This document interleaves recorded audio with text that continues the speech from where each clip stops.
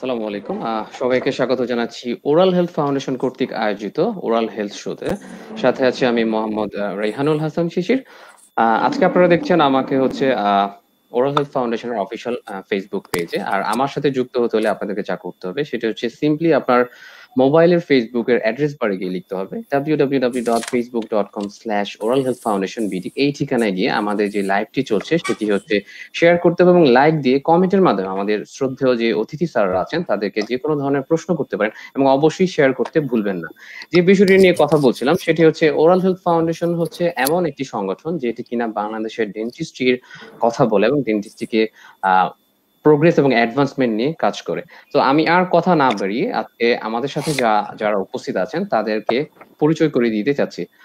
প্রথমে আমি যার কথা বলবো, আমরা আসলে আমাদের অতিথি যারা আছেন তাদের বিষয়ে আসলে পরিচয় করিয়ে দেওয়ার মতো কিছু না, কারণ সবাই তাদেরকে চিনি আমরা।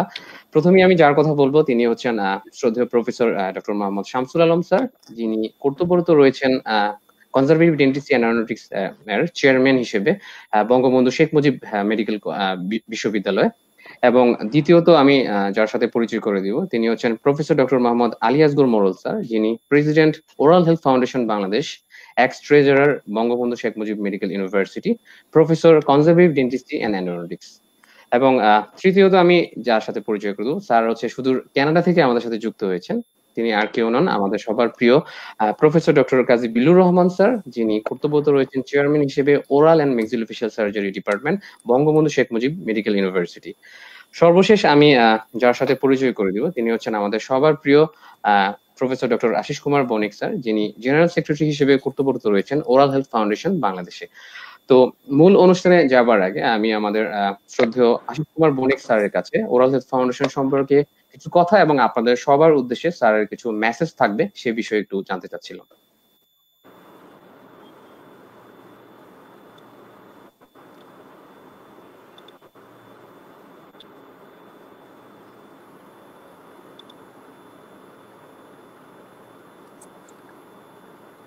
ধন্যবাদ শিশির। সাথে সাথে আমার শ্রদ্ধেয় শিক্ষকদেরকে আমি শ্রদ্ধা জানাচ্ছি। আমি আজকে ওরাল হেলথ ফাউন্ডেশনের জেনারেল সেক্রেটারি হিসেবে বলতে যাচ্ছি যে আজকে আমাদের ওরাল হেলথ ফাউন্ডেশনের জন্য একটি বিশেষ দিন, কারণ আজকে আমরা ওরাল হেলথ শোর লাইভ প্রোগ্রামের মাধ্যমে সমসাময়িক সকল বিষয় নিয়ে এখন থেকে ফাউন্ডেশন আপনাদের পাশে থাকার চেষ্টা করবে। ওরাল হেলথ ফাউন্ডেশন তার সৃষ্টি থেকেই বাংলাদেশের ডেন্টিস্টদের জন্য উৎকৃষ্ট কিছু দেওয়ার চেষ্টা করে আসছে সবসময়।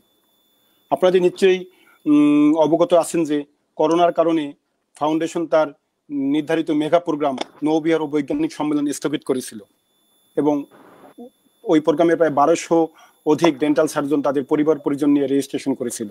কিন্তু তাতেও আমরা থেমে নেই। এই করোনাকালে এই লকডাউনের সময়ও আমাদের যে সভাপতি শ্রদ্ধেয় প্রফেসর আলী আসগর স্যারের সুস্পষ্ট ইচ্ছায় আমরা আমাদের একের পর এক কর্মসূচি আমরা ডেন্টিস্টদের জন্য চালিয়ে যাচ্ছি। যেমন আমরা ডেন্টিস্টদের জন্য হ্যান্ড স্যানিটাইজার বিতরণ করেছি সুরক্ষার জন্য। আমরা সারা দেশের জনগণের জন্য ওরাল হেলথ ফাউন্ডেশন টেলিমেডিসিনের মাধ্যমে ডেন্টাল সেবা দেওয়ার চেষ্টা করতেছে, এটা আমাদের চলমান প্রক্রিয়া চলতেছে। করোনা আক্রান্ত ডেন্টিস্ট এবং তাদের পরিবারবর্গের চিকিৎসাজনিত সেবা আমরা প্রতিদিনই কিছু না কিছু দিয়ে যাচ্ছি। যারাই আমাদের কাছে করোনা আক্রান্ত ডেন্টাল সার্জন বা তাদের পরিবারের জন্য আমাদের সেবা করতেছে, আমরা তাদেরকে এই ব্যাপারে তাদেরকে প্রোভাইড করতেছি। আপনাদের মাধ্যমেও আমরা বলতে চাই, যদি কেউ করোনা আক্রান্ত ডেন্টিস্ট বা তাদের পরিবারবর্গ যদি কোনো রকম কোনো চিকিৎসাজনিত কোনো রকম সহযোগিতার দরকার হয়, আমরা তাদের পাশে আছি। আমরা আমাদের সাধ্যমতো চিকিৎসা দেওয়ার চেষ্টা করব। কথার ফুলঝুরি না ফুটিয়ে অযথা সময় ক্ষেপণ না করে লোক দেখানো কোনো কাজ ওরাল হেলথ ফাউন্ডেশন কখনই করে না। আমরা গত এপ্রিলের 10 তারিখেই করোনাকালীন সময় দাঁত ও মুখের চিকিৎসা সেবা দেওয়ার জন্য আন্তর্জাতিক প্রোটোকলকে ফলো করে বাংলাদেশের জন্য একটি উপযোগী গাইডলাইন প্রণয়ন করেছি, যা অনুসরণ করে অলরেডি বাংলাদেশের ডেন্টিস্টরা বাংলাদেশের সাধারণ জনগণকে তাদের চিকিৎসা সেবা দিয়ে যাচ্ছেন। ওরাল হেলথ ফাউন্ডেশন তার সামর্থ্য মতো সংগঠনের নিজস্ব ফান্ড এবং তার শুভাকাঙ্ক্ষীদের ডোনেশন নিয়ে করোনাকালীন যে সহায়তা ফান্ড আমরা করেছি, ওটা থেকে আমরা আমাদের বাংলাদেশের অনেক ডেন্টিস্টদের যারা আমাদের কাছে আবেদন করেছেন তাদেরকে আমরা প্রোভাইড করেছি এবং ভবিষ্যতে এই প্রক্রিয়া আমরা সকলের সহযোগিতায় করার চেষ্টা করব, সেই আশাবাদ ব্যক্ত করছি। আজকের যে কর্মসূচিটা সেটাও আমাদের ডেন্টিস্টদের জন্য একটা মানে বিশেষ কাজ, বিশেষ ভূমিকা রাখবে। কারণ এই প্রোগ্রামটা শুধু আজকে আমরা শুরু করলাম, এরপরে এই প্রোগ্রামের মাধ্যমে আমরা ডেন্টিস্ট্রি প্রফেশনের সমসাময়িক যা কিছু, এটা একাডেমিক হোক, এটা প্রফেশনাল রাজনীতি হোক, এটা জুনিয়র ডাক্তারদের দাবি আদায় হোক, এটা সিনিয়র ডেন্টিস্টদের সমস্যা হোক, যে কোনো কিছু নিয়ে আমরা আপনাদের পাশে থাকার চেষ্টা করব। আজকে বিশেষ দিন, আজকে আমরা প্রথম প্রোগ্রাম, একাডেমিক প্রোগ্রাম ডেন্টিস্ট্রি প্রফেশনে ডেন্টাল পেইন ম্যানেজমেন্ট, এটার ব্যাপারে আমাদের সিনিয়র শিক্ষকরা আছেন, আমাদের বাংলাদেশের লিজেন্ডারি ডেন্টাল শিক্ষকবৃন্দ আছেন, আমরা তাদের কাছ থেকে শুনবো। সবাইকে ধন্যবাদ, আমি বিদায় নিচ্ছি। ধন্যবাদ স্যার আপনাকে। যে কথাটি বলছিলাম আর কি, মূল অনুষ্ঠানে যাওয়ার আগে আমি একটু দর্শকদের উদ্দেশ্যে বলতে চাই আর কি, আমার সাথে যুক্ত হতে হলে আপনাদেরকে যা করতে হবে তা হচ্ছে সিম্পলি আপনার মোবাইলের ফেসবুকের অ্যাড্রেস বারে গিয়ে লিখতে হবে www.facebook.com/oralhealthfoundationbd। এই অ্যাড্রেসে গিয়ে আমাদের যে লাইভটি চলছে সেই লাইভটিতে গিয়ে আমাদেরকে কমেন্টের মাধ্যমে স্যারদেরকে যে কোনো ধরনের প্রশ্ন করতে পারেন। আর স্যারদেরকে প্রশ্ন করা একদম সহজ। যে বিষয়টি কথা বলতে চাচ্ছি, আজকের আমাদের আলোচনার বিষয় হচ্ছে pain management in dentistry, COVID-19 period. তো মূল অনুষ্ঠানে যাব তার আগে আমি শ্রদ্ধেয় শামসুল আলম স্যারের কাছে একটু জানতে চাচ্ছিলাম স্যারের ছোটবেলা সম্পর্কে, কোথায় বড় হয় এবং কিভাবে তার জীবনের শুরু হলো। ধন্যবাদ শিশির। আসলে ছোটবেলা আমি তো আসলে গ্রামে ছিলাম, গ্রামে থেকে পড়াশোনা করেছি। আমি আমার স্কুল জীবন কেটেছে টাঙ্গাইলে মির্জাপুর থানায়, থেকে 7 কিলোমিটার ভিতরে আমাদের পাড়াগায়, সেখানে একটা স্কুল থেকে আমি পাশ করেছি। এখান থেকে পাশ করার পর আমি ঢাকা কলেজে ভর্তি হই, কিন্তু দুর্ভাগ্যবশত ঢাকা কলেজে হোস্টেলে সিট না পাওয়ার জন্য পরে আমি জগন্নাথ কলেজে আমি মাইগ্রেশন করে চলে যাই, কারণ ওখানে আমার মামার বাসা ছিল, ওখান থেকে পড়াশোনা করি। আলটিমেটলি ইন্টারমিডিয়েট পরীক্ষা আমি জগন্নাথ কলেজ থেকে দিই। তো যাই হোক, তারপর ইন্টারমিডিয়েটে সবার আশীর্বাদে ভালো রেজাল্ট করার পরে আমি কোথায় ভর্তি হবো এই নিয়ে খুব দুশ্চিন্তায় ছিলাম। তো যেহেতু ওই সময় ফার্স্ট ডিভিশন খুব কম পেত, আমিও আমার মনে হচ্ছে 4 বোর্ড মিলে মনে হয় 370 বা 71 জন ফার্স্ট ডিভিশন পেয়েছিল, আমি তার মধ্যে একজন ছিলাম। কিন্তু আমার একটা ছিল যে আমি হয়তো মেডিকেলে চান্স পাবো, কিন্তু দুর্ভাগ্যবশত আমি হয়তো তখন মেডিকেলে চান্স পাইনি। পরে শুনলাম যে হ্যাঁ ডেন্টাল কলেজ আছে, আমার ডাক্তার হতে হবে। পরে আমি তো ডেন্টাল কলেজে দিলাম। লাস্ট ডেতে আমি জলি স্যারের কথা আমি শ্রদ্ধার সাথে স্মরণ করি, কারণ উনি তখন আমাকে আমার অরিজিনাল কাগজপত্র ছাড়াই অ্যাটাস্ট করে দিয়েছিলেন, আমার মনে আছে। তারপর ওই দিন আমি সেই কাগজপত্র জমা দিই এবং তারপর ডেন্টালে পরীক্ষা দিই এবং সেখানে আমি চান্স পাই। প্রথম কয়েকজনের 10 জনের মধ্যে আমি তখন ছিলাম। যাই হোক, এটাই আমার ছিল ডেন্টালের আমার যাত্রা। তারপর সেখান থেকে তো আমি পাশ করার পর পরই ইন্টার্নশিপ আমাদের মনে হয় 6 মাস করেছিলাম। কর্নেল হাসপাতালে ছিল তখন আমাদের প্রিন্সিপাল, তখন উনি আমাদের চাকরি পিএসসির মাধ্যমে দিলেন। 6 মাসের মধ্যে উনি করে দিলেন যে আমি একটা কাজ তোমাদের করে দিলাম, তোমরা 6 মাসের জন্য বেনিফিশিয়ারি হলাম, তো তোমাদের চাকরি হয়ে গেল। তো আমরা চাকরি দিয়ে চলে গেলাম। প্রথমে আমার চাকরি হয় গাইবান্ধাতে। আমি তখন মানা করিনি, কারণ হলো আমি জানি যে থানাতে যদি চাকরি করি তারপরে হয়তো ঢাকাতে আমরা থাকতে পারবো কি। তখন একটা নিয়ম ছিল যে 5 বছর মিনিমাম চাকরি করতে হবে। তো ওই আশাতেই চলে গেলাম গাইবান্ধা। গাইবান্ধা থেকে ডেপুটেশনে চলে আসলাম আমি ধামরাইতে, সেখানে পোস্ট ক্রিয়েট করে, সেখানেও থানাই ছিল। তারপরে স্কলারশিপের জন্য অ্যাপ্লাই করি রাশিয়াতে 1982 সালে। তারপর 82 সালে আমি তখন সোভিয়েত ইউনিয়নের, তখন তৎকালে সোভিয়েত ইউনিয়ন ছিল, ওখানকার স্কলারশিপে আমি চলে যাই রাশিয়াতে।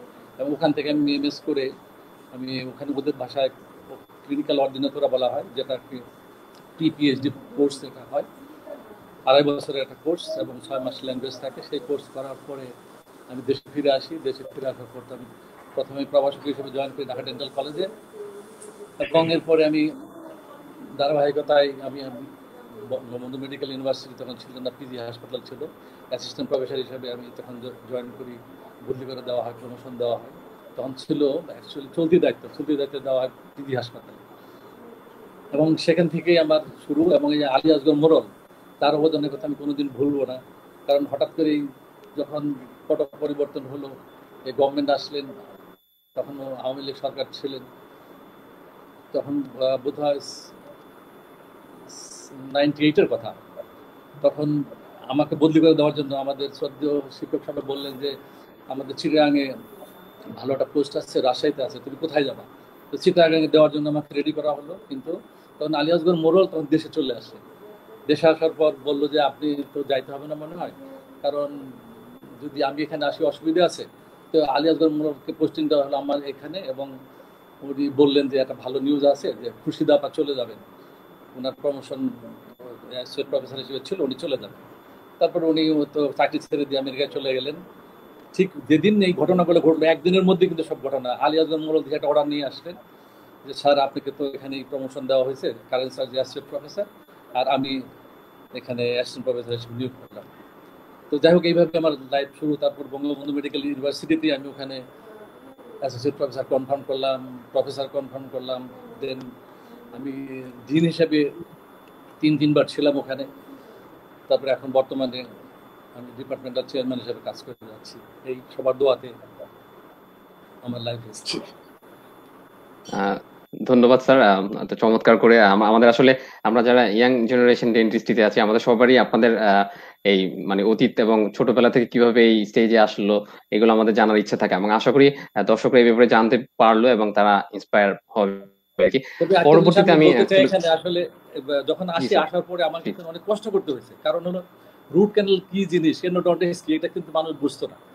তখন আমার প্রথম দিকে যেটা স্টেপ ছিল যে মানুষকে যখন ওরাল সার্জারি ডিপার্টমেন্টে পাঠানো হতো ফেলার জন্য, আমি ওখানে যে বলে আসতাম যে এদেরকে একটু বুঝান যে দাঁতটা কিন্তু রাখা যাবে, কিন্তু এর জন্য পয়সা খরচ করতে হবে না। তখন আমার নিজের কাছে আমি কিছু ইনস্ট্রুমেন্ট রাজশাহী থেকে নিয়ে এসেছিলাম, সেই ইনস্ট্রুমেন্ট দিয়ে ওদেরকে চিকিৎসা করে দাঁত যখন রেখে দিতাম, বলতাম যে আপনার একটা কাজ আমি করতে বলবো, সেটা হলো আপনি শুধু বলবেন যে দাঁত সবসময় তুলতে, ব্যথা হইলেই তুলতে হয় না, দাঁতকে কিন্তু রাখা যায়। এই যে আমার যাত্রা শুরু, যে এই সেখান থেকে এন্ডো শুরু, এবং এই সেই এন্ডো আমি আমার মনে আছে যখন প্রথম আমি আমার ক্লিনিক দিই, ক্লিনিক দেওয়ার পরে সেটার নাম দিয়েছিলাম রুট ক্যানাল সেন্টার। তা আমাকে আমার শ্রদ্ধ শিক্ষক আশরাফ স্যার, এমআর স্যার বলে তুই তো না খেয়ে মরবি, কারণ রুট ক্যানাল কি সেটি তো কেউ বোঝে না। তো সেই রুট ক্যানাল সেন্টার এখানে কে আসবে? কেউ আসবে না। আমি স্যার কোনো এক সময় হয়তো এইটাই আমার জন্য আমার মনে আমার শুভেচ্ছা ক্যারি করে আনবে আর কি, আমি বিশ্বাস করি। তো যাই হোক, আজকে আমি সেই দিন একটা চ্যালেঞ্জ নিয়েছিলাম, এবং সেই চ্যালেঞ্জ আমি বলবো যে হ্যাঁ বর্তমানে আমরা সার্থক। এখানে আমার সাথে আমার শ্রদ্ধা আমাদের ট্রেজারার সাহেব এবং আরো যারা আছে, আজকে অনেক প্রফেসর হয়ে গেছে। আজকে আমাদের দর্শকরা শুনে খুশি হবেন, বাংলাদেশে প্রায় 200 মতো এন্ডোডন্টিস্ট আছে, কাছাকাছি চলে গেছি আমরা। তো কাজে এটা আমি মনে করি যে হ্যাঁ সেদিন শুরু না করলে হয়তো আজকে আমরা এখানে আসতে পারতাম না। আর আমি প্র্যাকটিস শুরু করেছিলাম রুট ক্যানেলে, কিন্তু প্রথম শুরু করি আমি মাত্র 50 টাকা নিতাম, 50 টাকা দিয়ে শুরু করেছিলাম। এখন কত নেন? এখন তো কেস বুঝে একটু কম, 20,000। হ্যাঁ, 20,000 মতো। ধন্যবাদ স্যার, অনেক অনেক ধন্যবাদ। এই পর্যায়ে আমি আমার শ্রদ্ধেয় প্রফেসর ডক্টর মোহাম্মদ আলী আসগর মোড়ল স্যারের কাছে আমি দুটি প্রশ্ন রাখবো। প্রথম প্রশ্নটি হচ্ছে অবশ্যই আমি একটু ছোটবেলা সম্পর্কে অবশ্যই জানবো। পরবর্তী প্রশ্ন যেটি জানবো সেটা হচ্ছে ওরাল হেলথ ফাউন্ডেশনের প্রেসিডেন্ট হিসেবে আপনি কর্তব্যরত রয়েছেন। এই যে ওরাল হেলথ ফাউন্ডেশন, এই সংগঠনটি বা অর্গানাইজেশনটি যে প্রতিষ্ঠিত করলেন, এর উদ্দেশ্যটা কি এবং হঠাৎ করে কিভাবে এই প্রতিষ্ঠানটি করার ধারণা বা আইডিয়াটা আপনার মাথায় আসলো, এবং আমাদের এই ইয়ং যে ডেন্টিস্ট আছে তাদের জন্য আপনাদের আসলে কি করার ইচ্ছে আছে? ধন্যবাদ শিশির। আমি ধন্যবাদ জানাচ্ছি আমার দুজন শ্রদ্ধেয় শিক্ষক প্রফেসর শামসুল আলম স্যারকে। উনি ওনার অনেক কিছুর মধ্যেও আমাদের এখানে সময় দিয়েছেন। আর ডক্টর কাজী বিল্লুর রহমান আমাদের, উনি এখন দেশে নাই, সুদূর সেই কানাডা থেকে উনি আমাদের সাথে যুক্ত হয়েছেন, ওনাদেরকে আমি ধন্যবাদ জানাচ্ছি। আসলে ওরাল হেলথ ফাউন্ডেশন মূলত তৈরি হয়েছিল যে এই দেশের ডেন্টাল প্রফেশনকে উন্নয়নের জন্য, যদি আমি মোদ্দা কথায় বলি আর কি, এই প্রফেশনে পজিটিভ স্টেপ দেওয়ার জন্যই আর কি। তুমি হয়তো আমি এখানে উল্লেখ করতে চাই যে আমরা যখন ওরাল হেলথ ফাউন্ডেশনটা প্রতিষ্ঠা করি, তখন বাংলাদেশ ডেন্টাল সোসাইটি অনেকটাই অকেজ হয়ে পড়েছিল। 12 বছর জামাত বিএনপি সমর্থক আমাদের চিকিৎসকরা এটা ধরে রেখেছিল, এবং ডেন্টাল সোসাইটি ইনঅ্যাক্টিভই বলা চলে। সেই জন্য ডেন্টাল প্রফেশনে তখন কথা বলার কেউ ছিল না, বিশেষ করে স্বাধীনতা পক্ষের কোনো সংগঠন ছিল না। তখন আমরা এই ওরাল হেলথ ফাউন্ডেশনটা তৈরি করি। এটা মূলত আমরা সার্বিকভাবে ডেন্টাল প্রফেশনের উন্নয়ন তথা শিক্ষা এবং রিসার্চ, এই দুটো কাজের জন্য আমরা ওরাল হেলথ ফাউন্ডেশন তৈরি করেছিলাম। তো আজকে ওরাল হেলথ ফাউন্ডেশন কাজ করে যাচ্ছে। আশা করি যে এটা একটা প্রতিষ্ঠিত সংগঠন হিসাবে ওরাল হেলথ ফাউন্ডেশন বাংলাদেশের ডেন্টাল পেশায় সবসময় পজিটিভ ইনপুট দিয়ে যাবে অতীতের মতো।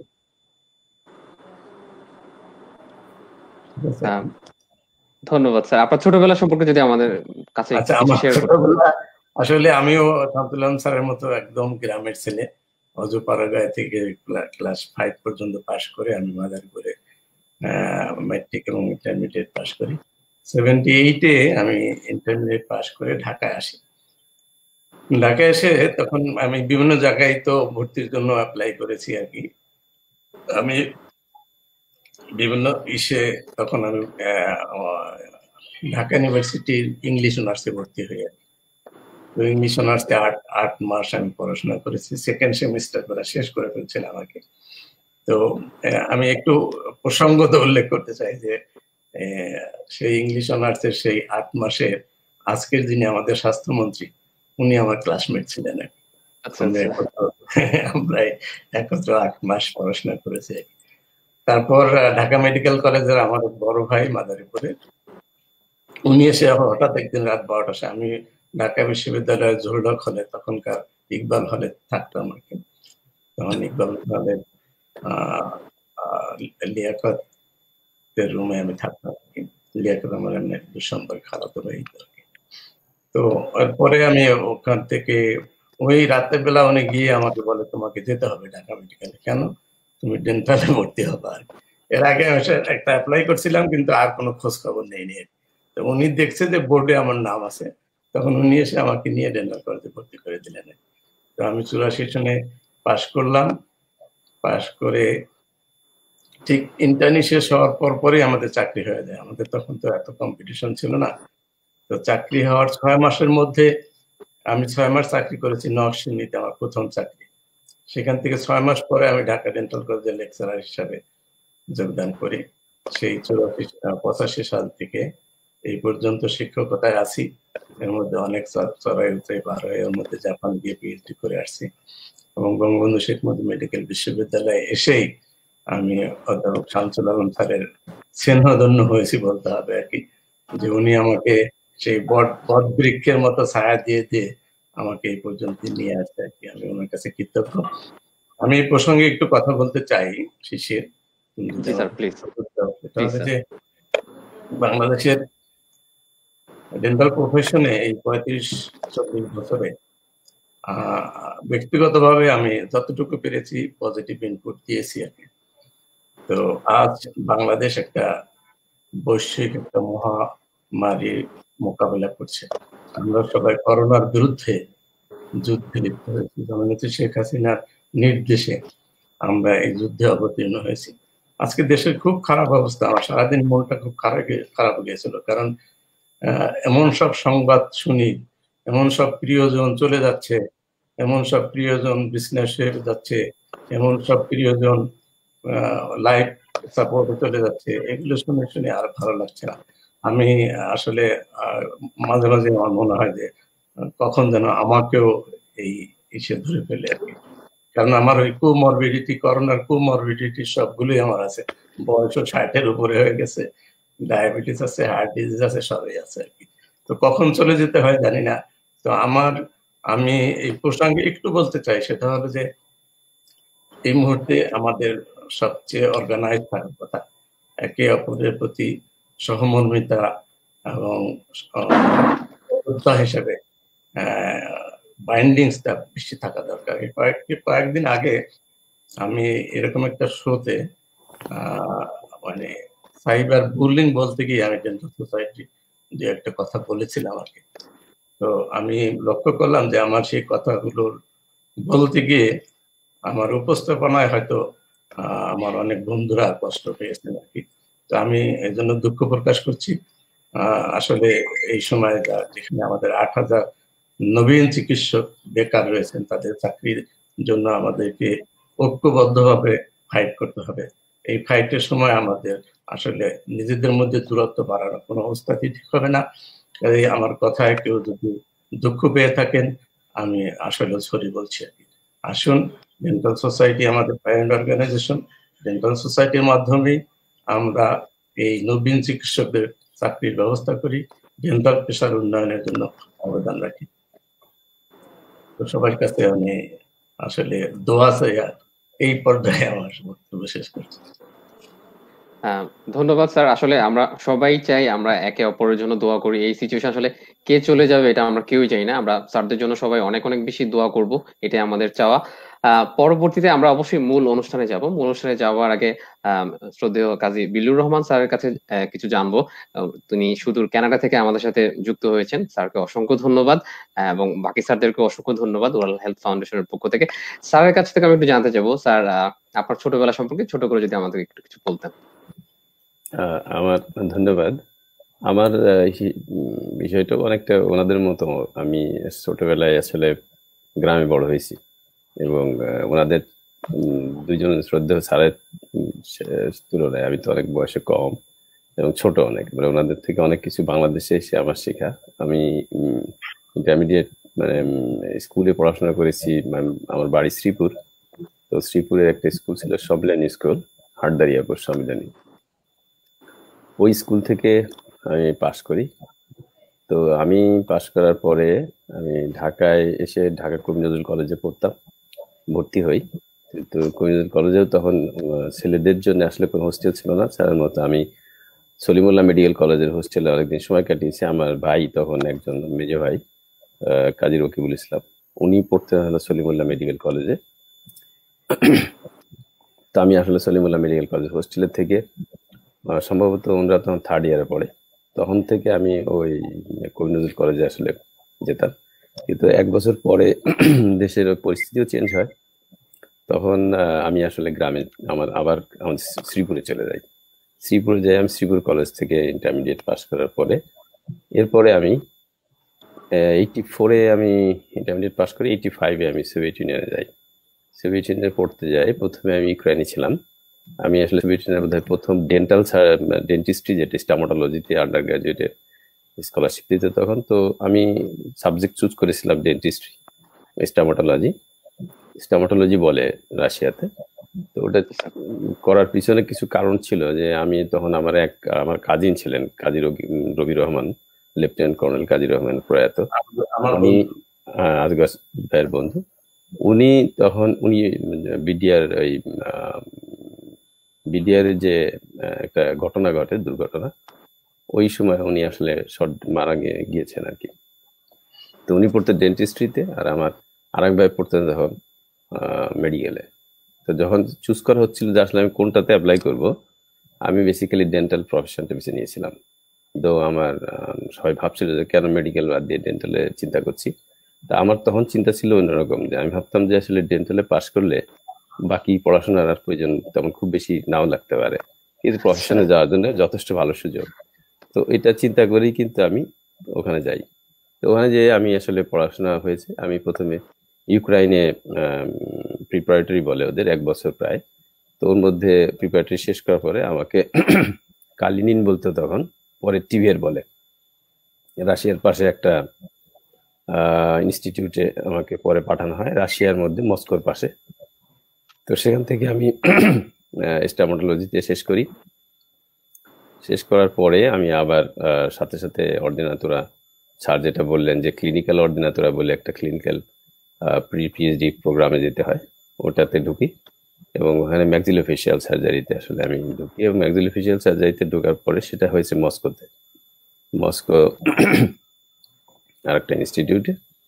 এবং ফাইনালি আমি ওই পিএইচডি শেষ করি 96-এ, এবং এরপরে 96-এ শেষ করি। কিন্তু আমার স্পেশালিটি ছিল ওরাল অ্যান্ড ম্যাক্সিলোফেশিয়াল সার্জারি। তো পিএইচডি শেষ করার পরে দেশে আসি। দেশে আসার পরে আমার আসলে বেসিক্যালি 98-এ ফাইনালি দেশে আসি। কিন্তু 97-এও একবার এসেছিলাম। আমি এসে দেখলাম যে আসলে আমাদের দেশে তখন ওরাল সার্জারি বা কোনো সাবজেক্টের বিশেষত্ব আলাদা করে ছিল না, এবং স্যারদের সাথে আমার তেমন পরিচয় তখন হয় নাই। 98-এ দেশে আসার পরে আমি ফাইনালি স্যারদের সাথে পরিচিত হই, এবং আজগার স্যারের সাথে, শামসুল আলম স্যারের সাথে। এবং এখানে শামসুল আলম স্যারের অনেক আছেন, মানে দিক নির্দেশনা ছিল আমার জন্য। উনি প্রথম বলেছেন যে তোর এটা রিকগনাইজেশন দরকার, এটা ওইটা সেটা, এবং কিছুটা হলেও আমাকে মানে বাধ্য করেছেন বলা যায় তুমি আগে রিকগনাইজেশন করো।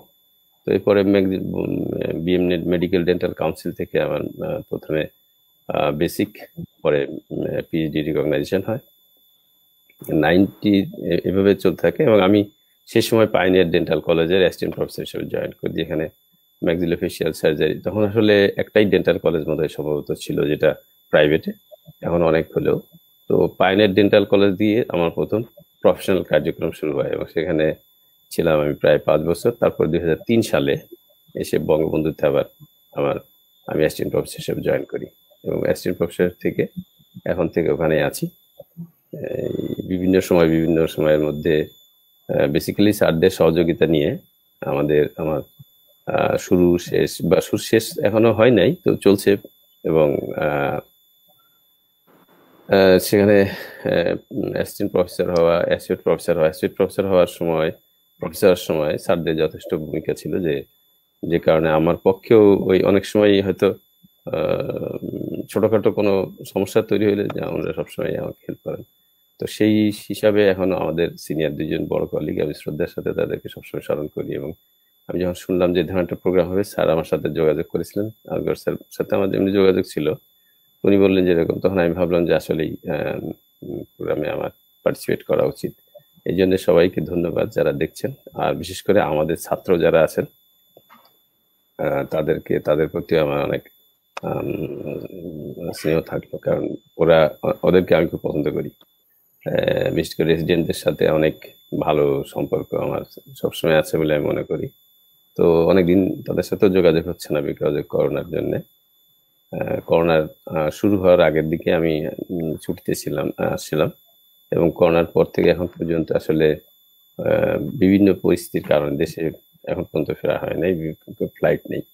তো আশা করি যত তাড়াতাড়ি সম্ভব আমি ফিরবো আর কি। ধন্যবাদ স্যার। আশা করি আপনি খুব শীঘ্রই আমাদের মাঝে ফিরে আসবেন এবং এই করোনাও চলে যাবে। স্যারদের অনুমতিক্রমে মূল অনুষ্ঠানে আমি এবার ফিরে যেতে চাই আর কি। যে বিষয়টি বলছিলাম সেটি হচ্ছে আমাদের আজকের আলোচনার বিষয় হচ্ছে pain management in dentistry in Covid period. So শুরুতেই আমি হচ্ছে যে শ্রদ্ধেয় শামসুল আলম স্যারের কাছে একটি বিষয় জানার আছে আমার। আমি লাকিলি আমার ফাইনাল ইয়ারের অ্যানোনিক এন্ড কনজারভেটিভ এর ভাইবা স্যার নিয়েছিল শামসুল আলম স্যার আমার, লাকিলি আলহামদুলিল্লাহ। তো স্যারের কাছে আমার এই পর্যায়ে একটু জানার একটা বিষয় হচ্ছে যে আমাদের কাছে সাধারণত অ্যাকিউট পালপাইটিস এর পেশেন্ট আসে চেম্বারে। তো সেক্ষেত্রে আমরা লেস অ্যারোসল প্রডিউস করে কিভাবে অ্যাকিউট পালপাইটিস এর একজন পেশেন্টকে আমি ট্রিটমেন্ট প্রোটোকল মেনটেন করে তাকে ট্রিটমেন্ট দিব? ধন্যবাদ শিশির। আসলে এটা একটা প্রশ্ন, সারা ওয়ার্ল্ড ওয়াইড কিন্তু আজকে এই প্রশ্ন নিয়ে সবাই ভাবছে এবং এটা সলিউশন বের করার জন্য চেষ্টা করছে। আসলে আমাদের যে মেইন প্রবলেমগুলো আছে সেটার মধ্যে যেটা তুমি বললা যে অ্যাকিউট পালপাইটিসটাই নিয়ে বেশি আসে এবং এটা তীব্র ব্যথা হয়, আমরা বলি সুইসাইডাল পেইন। এই সুইসাইডাল পেইন, রেফার পেইন থাকে, রাত্রে ঘুমাইতে পারে না। তো এটার ম্যানেজমেন্ট আসলে ভেরি ডিফিকাল্ট, কিন্তু একমাত্র উপায় হলো এটাকে আমরা যদি করতে চাই সেখানে অ্যাক্সেস ক্যাভিটি ওপেন করে পাল্পটাকে আসলে রিমুভ করা, এটি হলো আমাদের মেন উদ্দেশ্য থাকে। কিন্তু এই যে অ্যারোসলের কথা বলা হলো, আসলে এটাকে অ্যাভয়েড করে করা it is really very tough. কিন্তু যদি কোনো কারণে যদি ক্যারিজ থেকে এটাকে এটার পজিটিভ ফ্যাক্টর হয়, এখানে বিগ একটা ক্যাভিটি যদি থাকে, বড় একটা ক্যাভিটি আছে, সেই ক্ষেত্রে কিন্তু খুব ইজি হয়ে যায়। কারণ আমরা যদি 7 স্ক্যাভিটার দিয়ে এখানে আমরা অ্যানাস্থেসিয়া দিয়ে তারপর আমরা যদি ওখানে স্ক্যাভিটার দিয়ে আমরা কোনোভাবে যদি আস্তে আস্তে ইয়েগুলো কি বলি সবডেন্টিং রিমুভ করার পরে আমরা এখানে, আমি যেটা প্রেফার করি যে এখানে একটা জিনিস করা যেতে পারে যে উইদাউট প্রডিউসিং অ্যারোসল, সেখানে করা যেতে পারে স্কেলারের টিপ দিয়ে জাস্ট প্রথম যদি ওই শার্প টিপ থাকে সেটা যদি ওপেনটা করে দেয়, জাস্ট যদি ব্লিডিংটাকে আমরা করে দিতে পারি, অথবা ওখানে যদি কোনো অ্যাকিউট পেরিওডন্টাইটিস হয় সেখানে পাঁচও যদি থাকে, তাহলে ওই পাঁচটাকে যদি ড্রেন করে দিতে পারি তাহলে কিন্তু ব্যথাটা সাময়িকভাবে কমে যাবে। সেটা হলো হাফ একটা টিপ থাকবে, প্রথমে স্ক্যাভেটার দিয়ে আমরা ডেন্টিনগুলোকে রিমুভ করবো, এরপরে যদি ওপেন হয়ে যায় তো খুব ভালো কথা, তারপরে আমরা ওই টিপ দিয়ে উইদাউট ওয়াটার স্প্রে আমরা যদি ওটাকে আস্তে আস্তে আস্তে আস্তে করে ওয়ালের দিকে চলে যে সব ডেন্টিনগুলো রিমুভ করে দিই, তাহলে কিন্তু আমরা পাল্পটাকে ওপেন করতে পারবো once you open the pulp, যদি পাল্পটাকে আমরা ওপেন করে দিতে পারি, এরপরে কিন্তু ইন্টারনাল পাল্প বা অন্যান্য আমাদের যে সাপ্লিমেন্টারি অ্যানাস্থেসিয়া আছে সেগুলো দিয়ে আমরা ইজিলি উইদাউট প্রডিউসিং অ্যানাস্থেসিয়া আমরা পাল্পটাকে রিমুভ করে দিতে পারি। পাল্পটা রিমুভ করা মানেই কিন্তু তার ব্যথা কমে যাওয়া। তো কাজে এখানে যদি আর ইনট্যাক্ট দাঁত যদি থাকে, এই ক্ষেত্রে কিন্তু এটা সত্যি এটা চিন্তার বিষয়। সেখানে তোমাকে প্রটোকল, এখানে বিশেষ করে আমেরিকান ডেন্টাল অ্যাসোসিয়েশন, এই এনোডনিক অ্যাসোসিয়েশন, তারপরে আমাদের বাড়ির পাশে যেটা আমাদের ইন্ডিয়ান এনোডনিক অ্যাসোসিয়েশন, এদের সাথে আমরা যোগাযোগ করেছি। আমেরিকান সাথে আমরা যোগাযোগ করে তাদের লিটারেচার দেখেছি, আমি গুগলের মাধ্যমে কিছু জিনিস তথ্যও নিয়েছি। তো দেখা গেল আমরা আসলে যদি দাঁতটা যদি ইনট্যাক্ট থাকে, সেই ক্ষেত্রে পাল্পে যদি ইনফ্লামেশন থাকে, এটাকে ওপেন ছাড়া কোনো উপায় নাই, এবং সেটা করতে গেলে আমাকে টারবাইন অথবা মাইক্রোমোটর ইউজ করতে হবে। এটা ইউজ করতে গেলে ওয়াটার কলেন লাগবেই। সেই ক্ষেত্রে আসলে ইটস ভেরি ডিফিকাল্ট। তবে একটা জিনিস করা যেতে পারে, আমার তারপরেও অল্প হলেও করবে, সেটা হলো আমরা যদি মাইক্রোমোটর দিয়ে স্লো স্পিডে এবং সেখানে ড্রপ ওয়াইজ আমরা সিরিঞ্জে যদি একটু একটু পানি দিয়ে যদি আমরা করি, সময় বেশি লাগবে, কিন্তু হয়তো করা যেতে পারে। কিন্তু আমার মনে হয় এইদিকে না, যে সবচেয়ে বড় জিনিস হবে যে ওই যে ইন্ডিয়ান ডেন্টাল এনোডনিক অ্যাসোসিয়েশন এবং আমেরিকান এনোডনিক অ্যাসোসিয়েশন, তারা মিলে কিন্তু একটা প্রটোকল দিয়েছে। সেই প্রটোকল নিয়ে আমি হয়তো আজকে বা যেদিনই হয়তো কথা বলবো আমরা, তো সেই প্রটোকল যদি আমরা মানি তাহলে কিন্তু আমরা ইজিলি কিন্তু করতে পারি।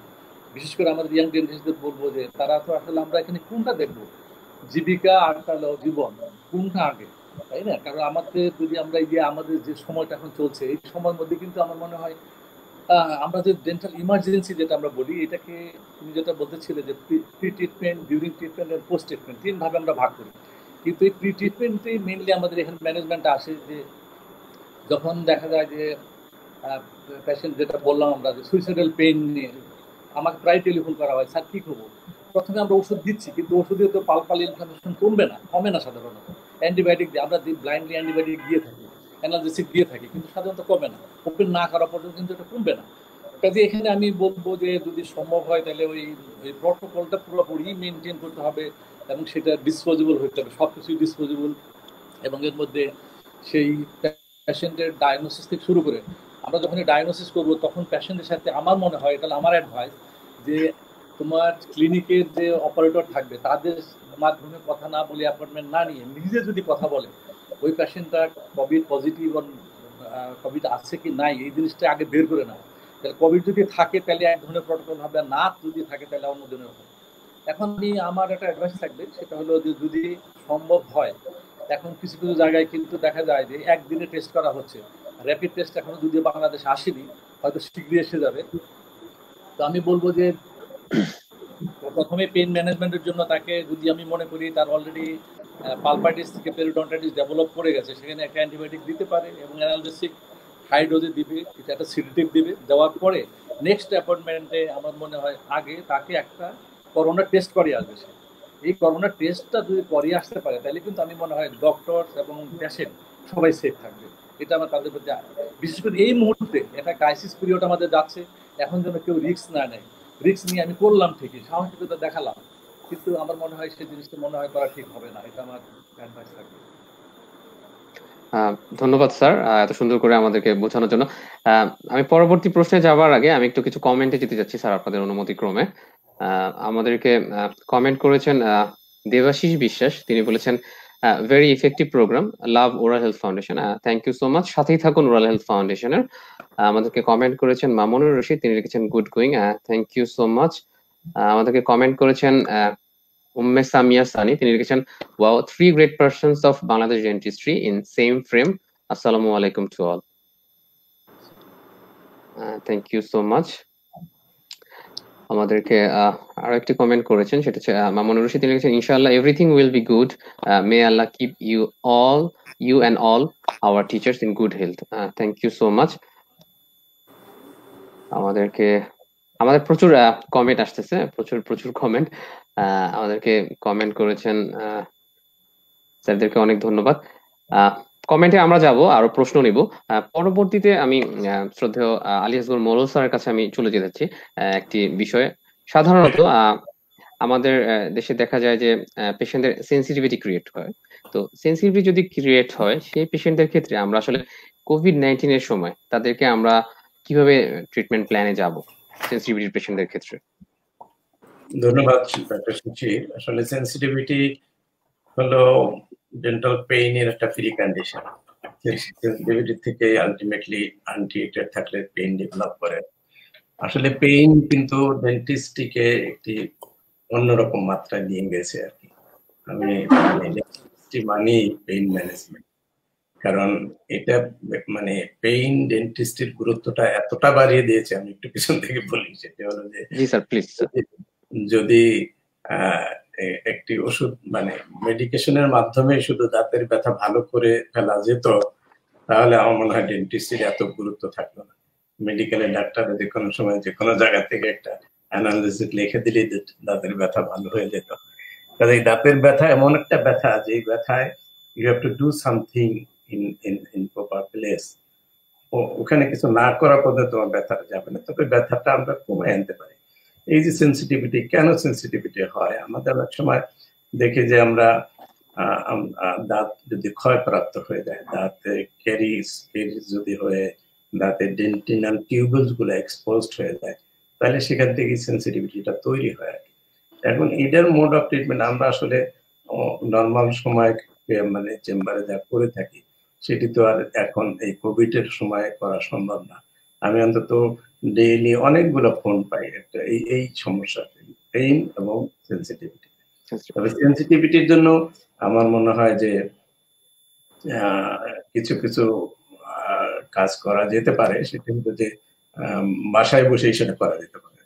সেন্সিটিভিটি হলো যে ডেন্টিনাল টিউবুলস এর ওপেনিং গুলা ওপেন হয়ে যায়, যার জন্য ওখান থেকে সেন্সেশনটা কেরিয়ে যায়। কোনোভাবে যদি আমরা এই টিউবুলস গুলাকে ব্লক করে দিতে পারি, তাহলে হয়তো সেন্সিটিভিটিটা করবে না আর কি, পেশেন্ট ফিল করবে না। এসব এই ক্ষেত্রে আমরা পেশেন্টকে বলতে পারি যে পেশেন্ট যে এখন যেহেতু সে ডেন্টিস্টকে কাছে পাচ্ছে না, তাহলে সে যে পেস্টটা ইউজ করে, যে দাঁতটা সেন্সিটিভ, সেই দাঁতটার গোড়াতে একটু পেস্ট লাগিয়ে রাখতে পারে। তাহলে পেস্টের যে ইনগ্রেডিয়েন্ট গুলো আছে এগুলো ডেন্টাল টিউবুলসটাকে ব্লক করে দিয়ে সেন্সিটিভিটি কিছুটা কমাতে পারে। আর একটা হলো যে ডেন্টাল পেইন যদি পেরিওডন্টাল কন্ডিশন থেকে হয়, স্যার যেটা বললেন যে যদি আসলে ক্লোজ পালপাইটিস হয়, তাহলে অবশ্য ডেন্টিস্টের টাচ না পাওয়া পর্যন্ত ডেন্টাল সার্জনের টাচ পেতে হবে, তাকে ব্যথা কমাইতে হবে। কিন্তু ক্লোজ না থাকলে যদি আমরা ক্লোজ পাল্পটা ক্লোজ নেই, এক্সপোজ পাল্প মানে ব্যাকটেরিয়াল ইনফেকশনের কারণে ব্যথাটা হচ্ছে আর কি, সেই ক্ষেত্রে আমরা কিন্তু এই ব্যাকটেরিয়াল লোডটা কিছুটা কমিয়ে দিতে পারি। কিভাবে? ওরাল হাইজিন মেনটেন করে। আমরা যদি পেশেন্টকে বলি যে আপনি 1% বায়োটিন দিয়ে 3 বেলা 4 বেলা কুলকুচা করেন, তাহলে হবে কি কিছু ব্যাকটেরিয়াল মাস কমে যাবে। ব্যাকটেরিয়াল মাসটা যদি ওই পার্টিকুলার পেশেন্টের পেইন থ্রেশহোল্ডের নিচে চলে যায়, তাহলে কিন্তু তার ব্যথাটা কমে যাবে।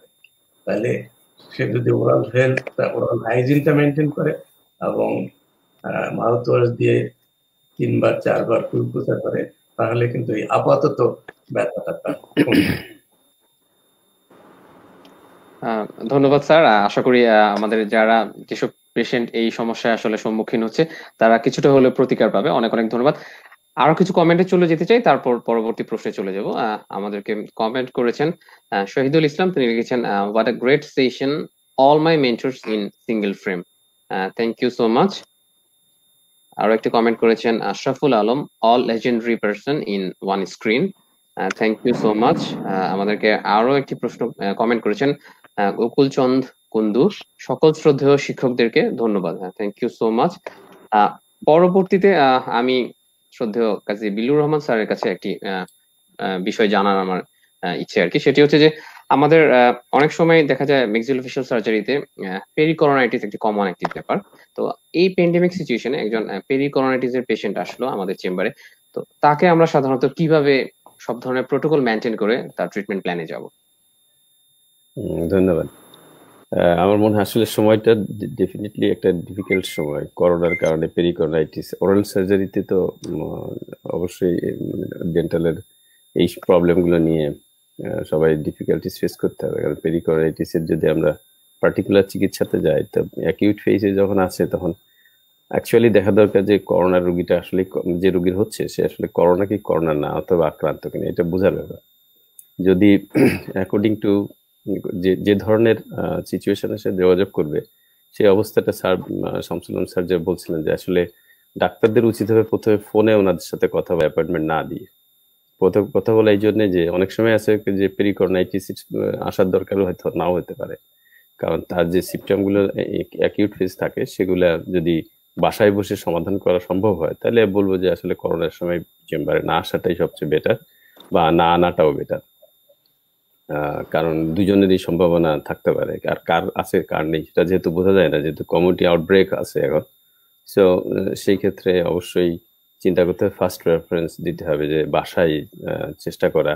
এটা আমরা জানি যে পেরিকর্নাইটিস হয় যখন, তখন যদি ওই ফুড পার্টিকেল ইনফেকশন হয় অথবা দাঁত উঠছে সেই সময় যদি হয়, ইয়াং জেনারেশনের মধ্যে যদি হয়, তাহলে অ্যাটলিস্ট দুইটা কাজ করা যেতে পারে।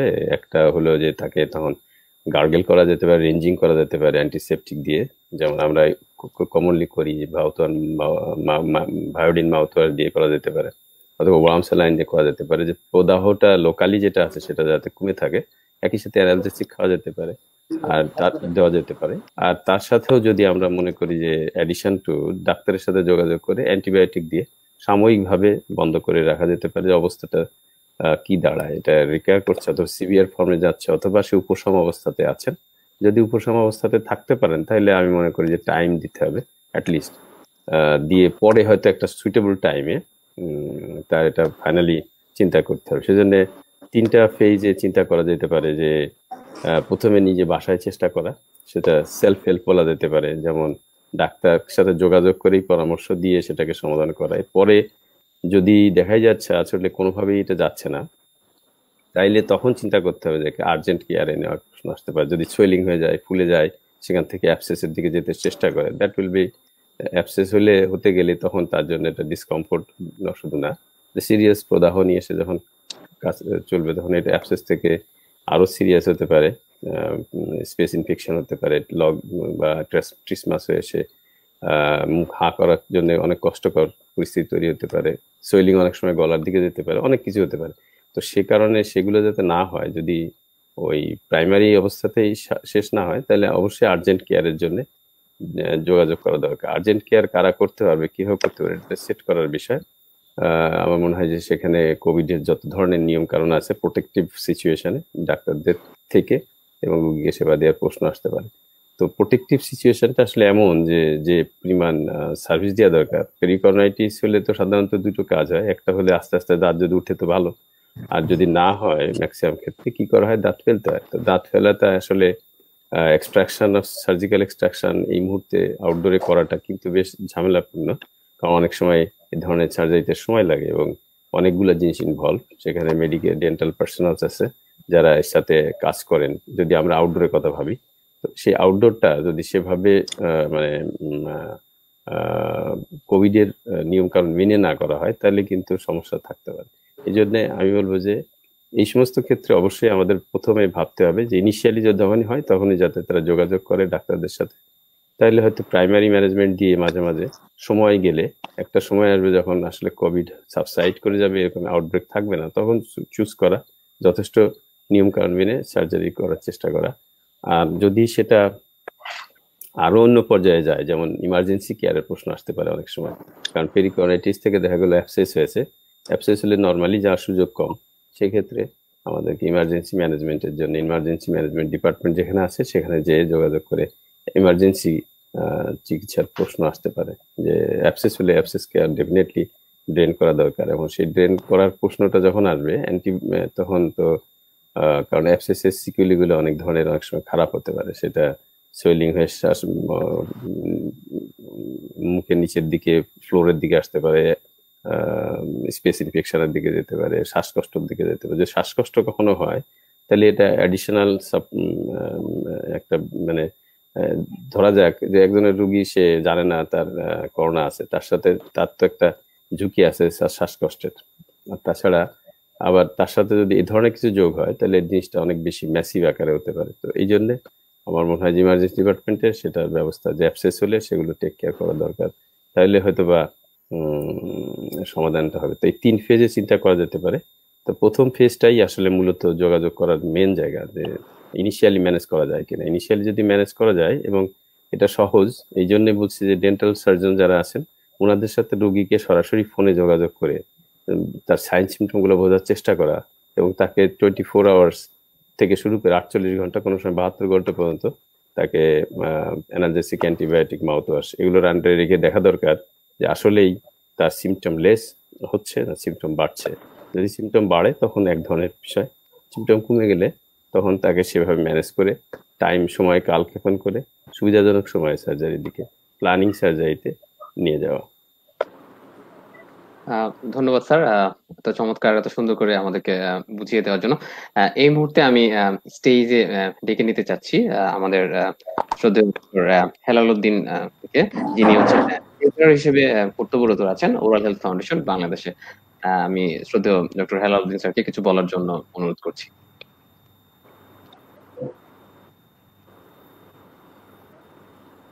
আসসালামু আলাইকুম। আমি আসলে খুবই ভালো লাগছে যে আমার প্রফেশনের লিজেন্ডারি শিক্ষক বৃন্দ, আমার কথা কি শোনা যাচ্ছে? হ্যালো, শোনা যাচ্ছে? আমার কথা শোনা যাচ্ছে? জি জি, কথা শোনা যাচ্ছে, কথা শোনা যাচ্ছে, আপনি বলতে থাকেন। জি, ধন্যবাদ। আমি আসলে খুবই আনন্দিত, এবং আমি ওরাল হেলথ ফাউন্ডেশন বাংলাদেশ এর প্রথম শোতে অংশগ্রহণ করতে পেরে, এবং বিশেষত আমার শ্রদ্ধেয় শিক্ষকবৃন্দ, আমার পিতৃতুল্য শিক্ষকবৃন্দ সবাই আমার প্রফেশনাল লিজেন্ডারি শিক্ষক। আমি এই করোনাকালীন সময়ে, আপনারা হয়তো অনেকেই জানেন, আমি আমার স্ত্রী সহ করোনা আক্রান্ত হয়েছিলাম, এবং সুস্থ হয়ে এই প্রোগ্রামে অংশগ্রহণ করতে পারছি এবং স্যারদের সাথে কথা বলতে পারছি। এই জন্য মহান আল্লাহ পাকের দরবারে লক্ষ কোটি শুকরিয়া জানাচ্ছি। তো আসলে আজ আমি সারাদিন বঙ্গবন্ধু মেডিকেলে থাকলেও এই যে স্যারদের ছাত্র জীবনের, স্টুডেন্ট লাইফের এই গুরুত্বপূর্ণ তথ্য আজকে এই শো এর মাধ্যমে জানতে পারলাম। আমার সাথে অনেকেই জানতে পারছে। আমার প্রতি মুহূর্তেই মনে হয়েছে যে একটি কবিতার লাইনই বারবার মনে হয়েছে, দেখা হয় নাই চোখ মেলিয়া, ঘর থেকে শুধু দুপা ফেলিয়া, একটি ঘাসের ডগার উপর একটি শিশির বিন্দু। আমরা এই শো এর মাধ্যমে স্যারদের ব্যক্তিগত জীবনের অনেক তথ্য জানতে পারলাম।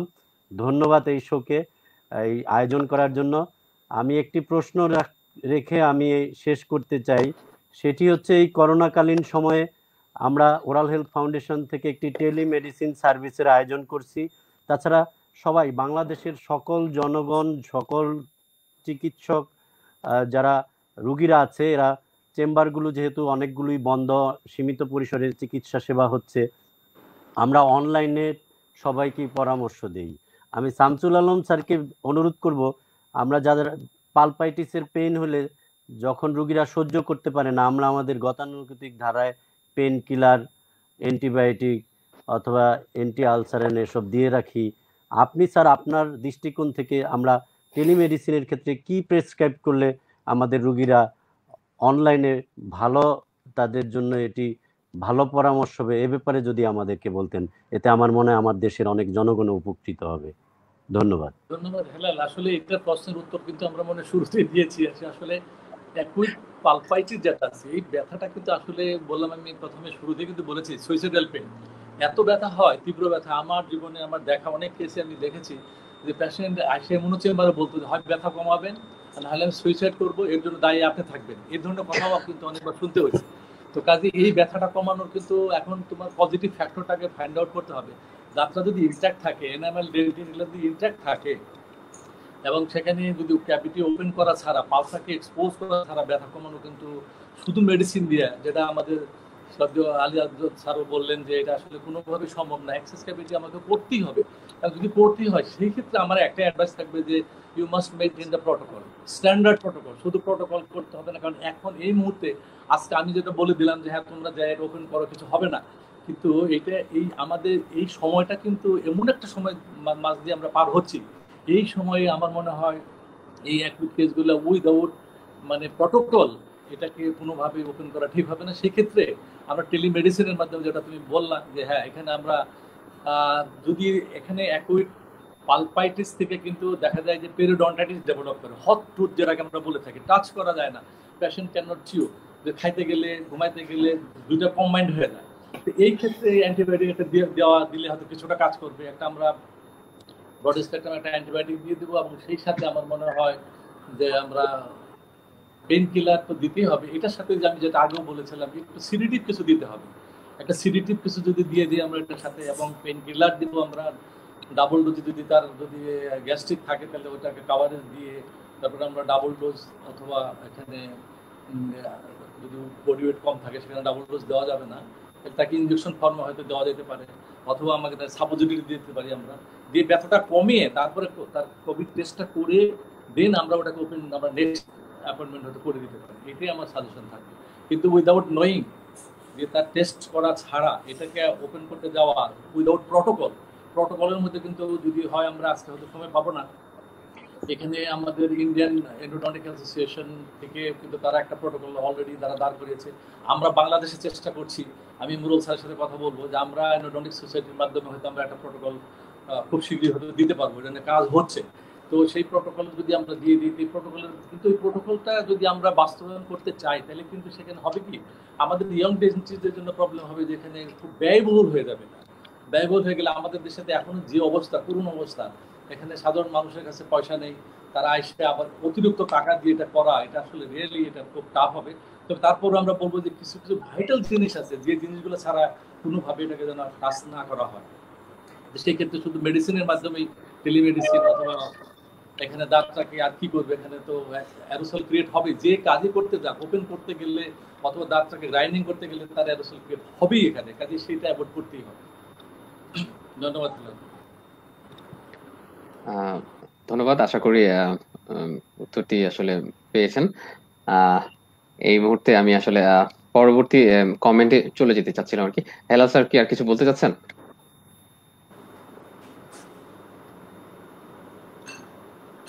সকলের শুভকামনা জানাচ্ছি। ধন্যবাদ স্যার, থ্যাংক ইউ। অসংখ্য ধন্যবাদ জি। পরবর্তীতে আমি একটি কমেন্টে চলে যেতে চাচ্ছিলাম, যেটি করেছেন হচ্ছে রোভেল বারুয়া। প্রশ্নটি করেছেন, স্যারদের কাছে আমার একটি প্রশ্ন ছিল। আমার বয়স 42 বছর। আমার ডায়াবেটিসের কারণে বেশিরভাগ দাঁত ভেঙে পড়ে গেছে, শুধু দাঁতের গোড়া রয়ে গেছে। ডাক্তারের কাছে দাঁত ফেলতে গেলে ডায়াবেটিসের কারণে দাঁত ফেলতে চান না বা চাই না, উনি নিজে চাচ্ছেন না। এখন আমি কি করব স্যার জানাবেন? দাঁতের কারণে আমি ভালো করে কিছু খেতে পারি না। এই প্রশ্নটির উত্তরটি আশা করি আমি কাজী বিল্লুর রহমান স্যারের কাছে এভাবেই চলে যাই আর কি, সিকুয়েন্সিয়ালি। তো স্যারকে একটু এই প্রশ্নের উত্তরটি দেওয়ার জন্য আমি এটার উত্তর আমরা কেউ দিলে ভালো। হ্যাঁ বলেন স্যার, বলেন, সমস্যা নেই। বলেন, আপনি বলেন। প্রশ্নটা একটু সংশোধন করতে চাই আর কি। আসলে ডায়াবেটিসের কারণে কোনোদিনই দাঁত ভেঙে যায় না। এটা দাঁত ভেঙে যাওয়ার অনেক অনেক কারণ আছে আর কি। ডায়াবেটিসের শুধু যেটি হয় সেটা পিরিওডন্টাল প্রবলেম হয়, দাঁতের সাপোর্টিং স্ট্রাকচারে প্রবলেম হয়, সেই ক্ষেত্রে দাঁত নড়ে যেতে পারে, কিন্তু দাঁত ভেঙে যাওয়ার কোনো ঘটনা ডায়াবেটিসের ক্ষেত্রে ঘটে না। তারপরও যদি তার অন্য কারণে, তার হাইপার অ্যাসিডিটি থাকতে পারে, তার ক্যারিজ প্রোন থাকতে পারেন উনি, বিভিন্ন সময় আস্তে আস্তে ক্যারিজ হয়ে দাঁতগুলা ভেঙে যেত, অনেক অনেক অংশই ক্লিনিক্যাল ক্রাউন ভেঙে গেছে আর কি। আমরা আমাদের এখানে শামসুল আলম স্যার আছেন আর কি, যে আমরা কিন্তু এই দাঁতগুলো, ওনার যে দাঁতগুলা ভেঙে গেছে, যদি এই দাঁতের গোড়াগুলো শক্ত থেকে থাকে তাহলে কিন্তু এইগুলো আমরা রুট ক্যানেল করে বিল্ড আপ করে আমরা টোটাল মাউথ রিহ্যাবিলিটেশন করতে পারি আর কি। এটার জন্য ওনাকে যে কোনো অভিজ্ঞ ডেন্টাল সার্জনের কাছে যেতে হবে, দাঁতগুলো ফেলতে হবে না। ডায়াবেটিসের কারণে দাঁত ফেলা যাবে না, এটা বিল্লু স্যার বলবে ঠিকই আছে, ডায়াবেটিস কন্ট্রোল না করে দাঁত ফেলা যাবে না। কিন্তু যদি যেই দাঁতগুলো একদম ফেলে দেওয়ার মতো অবস্থা হয়ে গেছে, সেই দাঁতগুলো ফেলতে হলে শুধু বিল্লুর স্যারের মতামত নিতে হবে। আর যেগুলো আসলে এখনো শক্ত আছে, ভেঙে গেছে, সোহাট, আমরা ওটাকে বিল্ড আপ করে, মানে রুট ক্যানেল করে ভিতর থেকে বিল্ড আপ করে এনে ক্লিনিক্যাল গ্রাউন্ড তৈরি করে রিহ্যাবিলিটেশনের ব্যবস্থা করা যেতে পারে। আজকাল মডার্ন এন্ডোডন্টিক্স এর এই ধরনের সুব্যবস্থা রয়েছে। ধন্যবাদ। মোরল স্যারের কাছে আমি একটু জানতে চাই স্যার, যদি ডায়াবেটিসের কারণে এই পেশেন্টের 3 ডিগ্রি মোবিলিটি হয়ে যায় তো সেই ক্ষেত্রে আমরা রিহ্যাবিলিটেশনের কি প্ল্যানে যাব স্যার? 3 ডিগ্রি মোবিলেশন আসলে পেট খুব একটা ভালো না আর কি।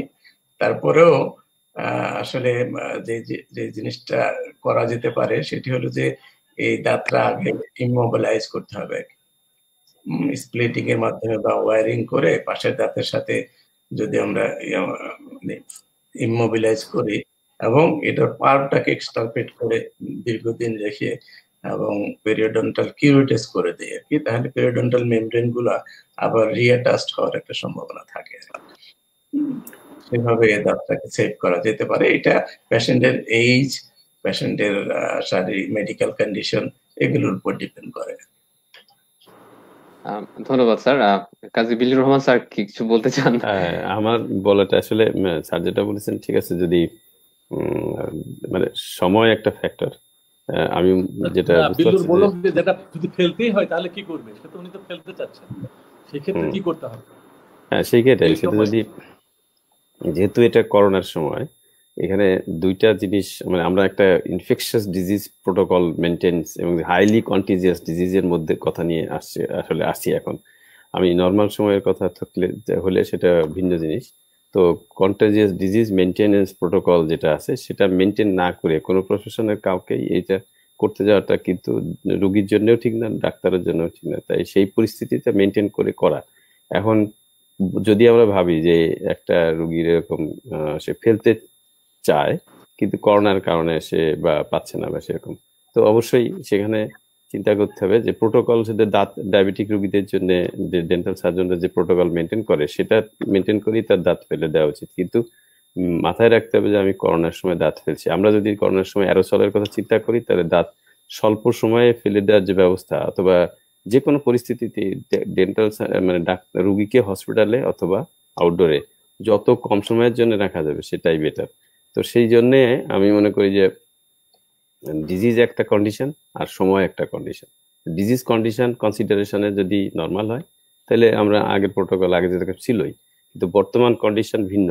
যেহেতু মানে আমি যদি দেখি যে একজন কষ্ট পাচ্ছে, আমি অবশ্যই সেই রুগীটাকে বারবার হসপিটালে আনার চিন্তা না করে একবারে শেষ করা যায় কি হবে সেটা আমাদেরকে ভাবতে হবে। সেই পদ্ধতির কথা চিন্তা করলে আমাদেরকে ডেফিনেটলি তার একটু আগে আমি বলেছি যে বাসায় তাকে প্রিমেডিকেশন করে কমায় মেনশন করে তারপরে দাঁত ফেলে দেওয়া যেতে পারে। সেটা ফেলতে হয়তো খুব কম সময় লাগতে পারে, কারণ এই ধরনের রুট ফেলে দিতে খুব বেশি সময় লাগবে না, এবং একই সিটিং এ একই সাথে তার ফাইনালি হবে, যাতে বারবার না আসা লাগে।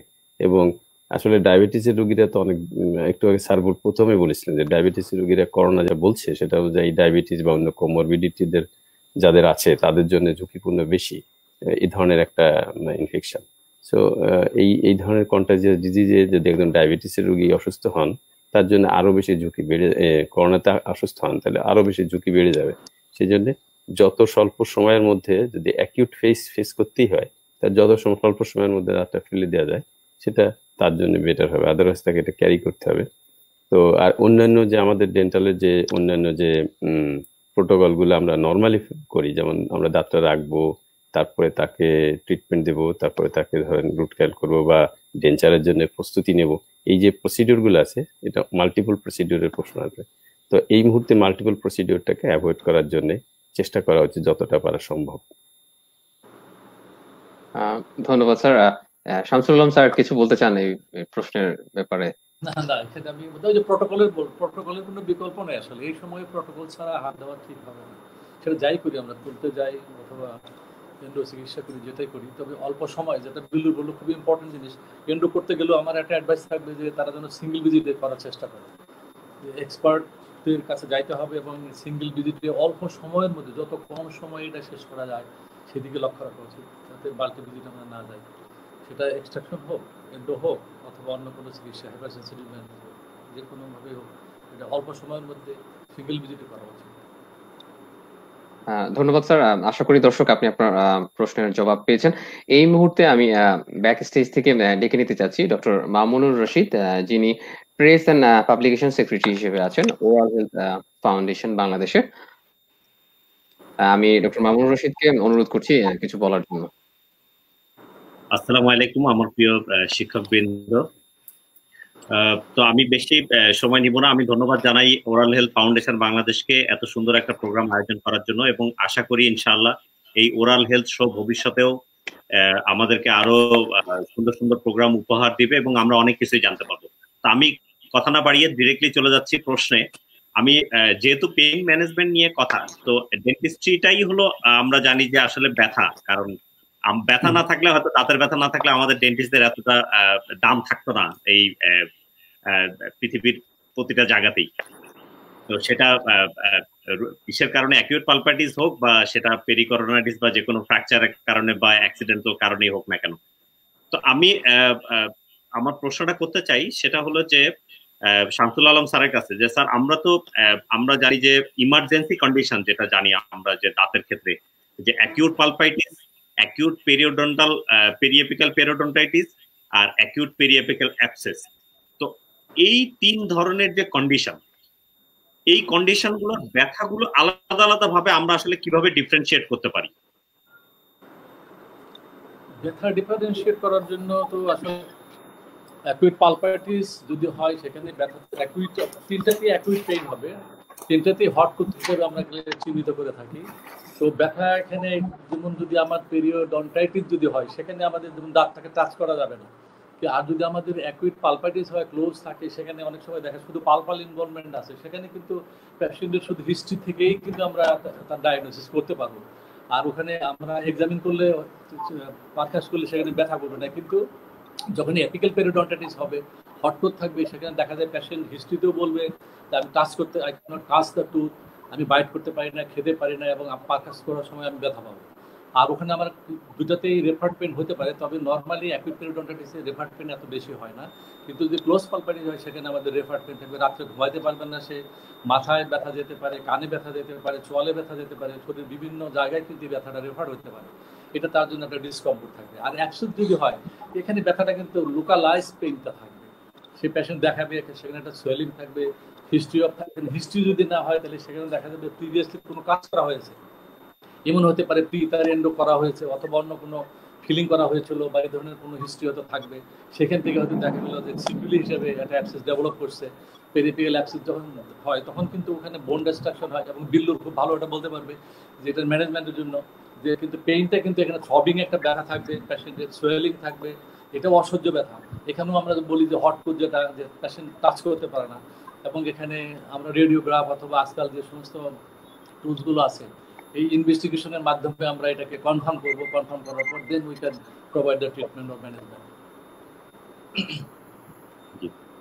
আমি একটু মোড়ল স্যারের কাছে একটা প্রশ্ন করে তারপরে ই করতে চাই, সেটা হলো যে স্যার অনেক সময় পেশেন্টরা আসে হয়তো দাঁত ফ্র্যাকচার নিয়ে, টুথ ফ্র্যাকচার যেটা আমরা বলি, তো সেই ক্ষেত্রে আমরা এই সিচুয়েশন গুলোতে আসলে পেশেন্টকে কি অ্যাডভাইস দিতে পারবো যদি ফ্র্যাকচার থাকে দাঁতে?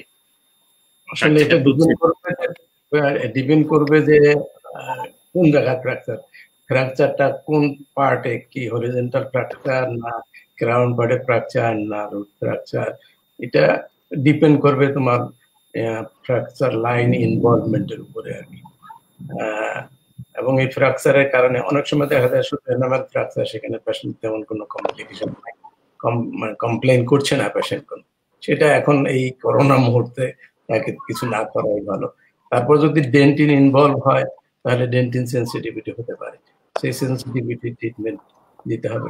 অনেক সময় আমরা যেটা পাই যে রুট ক্যানেল করা দাঁত বা রুট ক্যানেল করা না হলেও ক্যারিয়াস ডিস্ট্রাক্টেড দাঁত হঠাৎ করে একটা কাজ ভেঙে যায়, দেখা যায় যে মোলার টিথের ফ্র্যাকচার হয়ে একটা পার্ট মুভ করতেছে, এটা খুব কমনলি দেখা যায় কি। সেক্ষেত্রে আমরা যদি দেখি যে এই মেজর পার্টটা ইনট্যাক্ট আছে, স্ট্রং আছে, তাহলে যে এই মোবাইল পার্টটা আমরা ফেলে দিতে পারি, ফেলে দিয়ে ওখানে একটু রেস্টোরেশন দিয়ে আপাতত রেখে পরে রুট ক্যানেল করে এই দাঁতটাকে আবার রিহ্যাবিলিট করা যায়।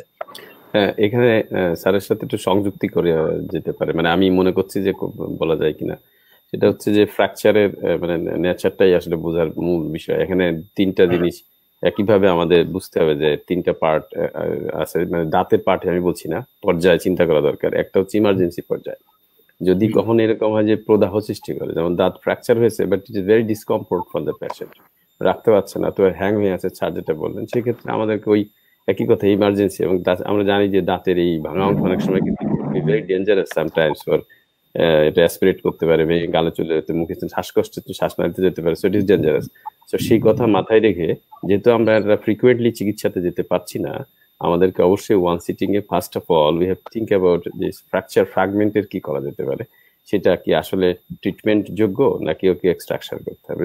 Hanging on situation you have to definitely you have to remove it, এবং সেটার জন্য ওয়ান সিটিং এ তাকে প্রোটোকল মেনটেন করে, অ্যাকিউট চিন্তা মানে ইমার্জেন্সি চিন্তা করে ওটাকে বাদ দেয়। আর যদি এমন হয় যে না ক্র্যাক হয়ে আছে বাট ইট ইজ সিমটমলেস, অনেকদিন থাকতে পারে, তাহলে we can manage it in how, ডাক্তারের সাথে পরামর্শ নিয়েই সে চলতে পারে, প্রাইমারি ম্যানেজমেন্ট দিয়ে টাইম পার করতে পারে, যেটা তার জন্য little bit discomfort, but acute কোনো বিষয় হচ্ছে না। টাইম টু টাইম সে কথা বলতে পারে, যে যেগুলো আমরা আগেও বলছিলাম যে মাউথ ওয়াশ বা অন্যান্য সবকিছু দিয়ে অ্যানালজেসিক দিয়ে অ্যান্টিবায়োটিক দিয়ে আমরা যদি রেসপন্স পেতে থাকি, তাহলে we have to wait for the final planning surgery. আর যদি না হয় তাহলে আর্জেন্ট হতে পারে, আর্জেন্ট মানে যেটা খুবই discomfort, I have to do ইট।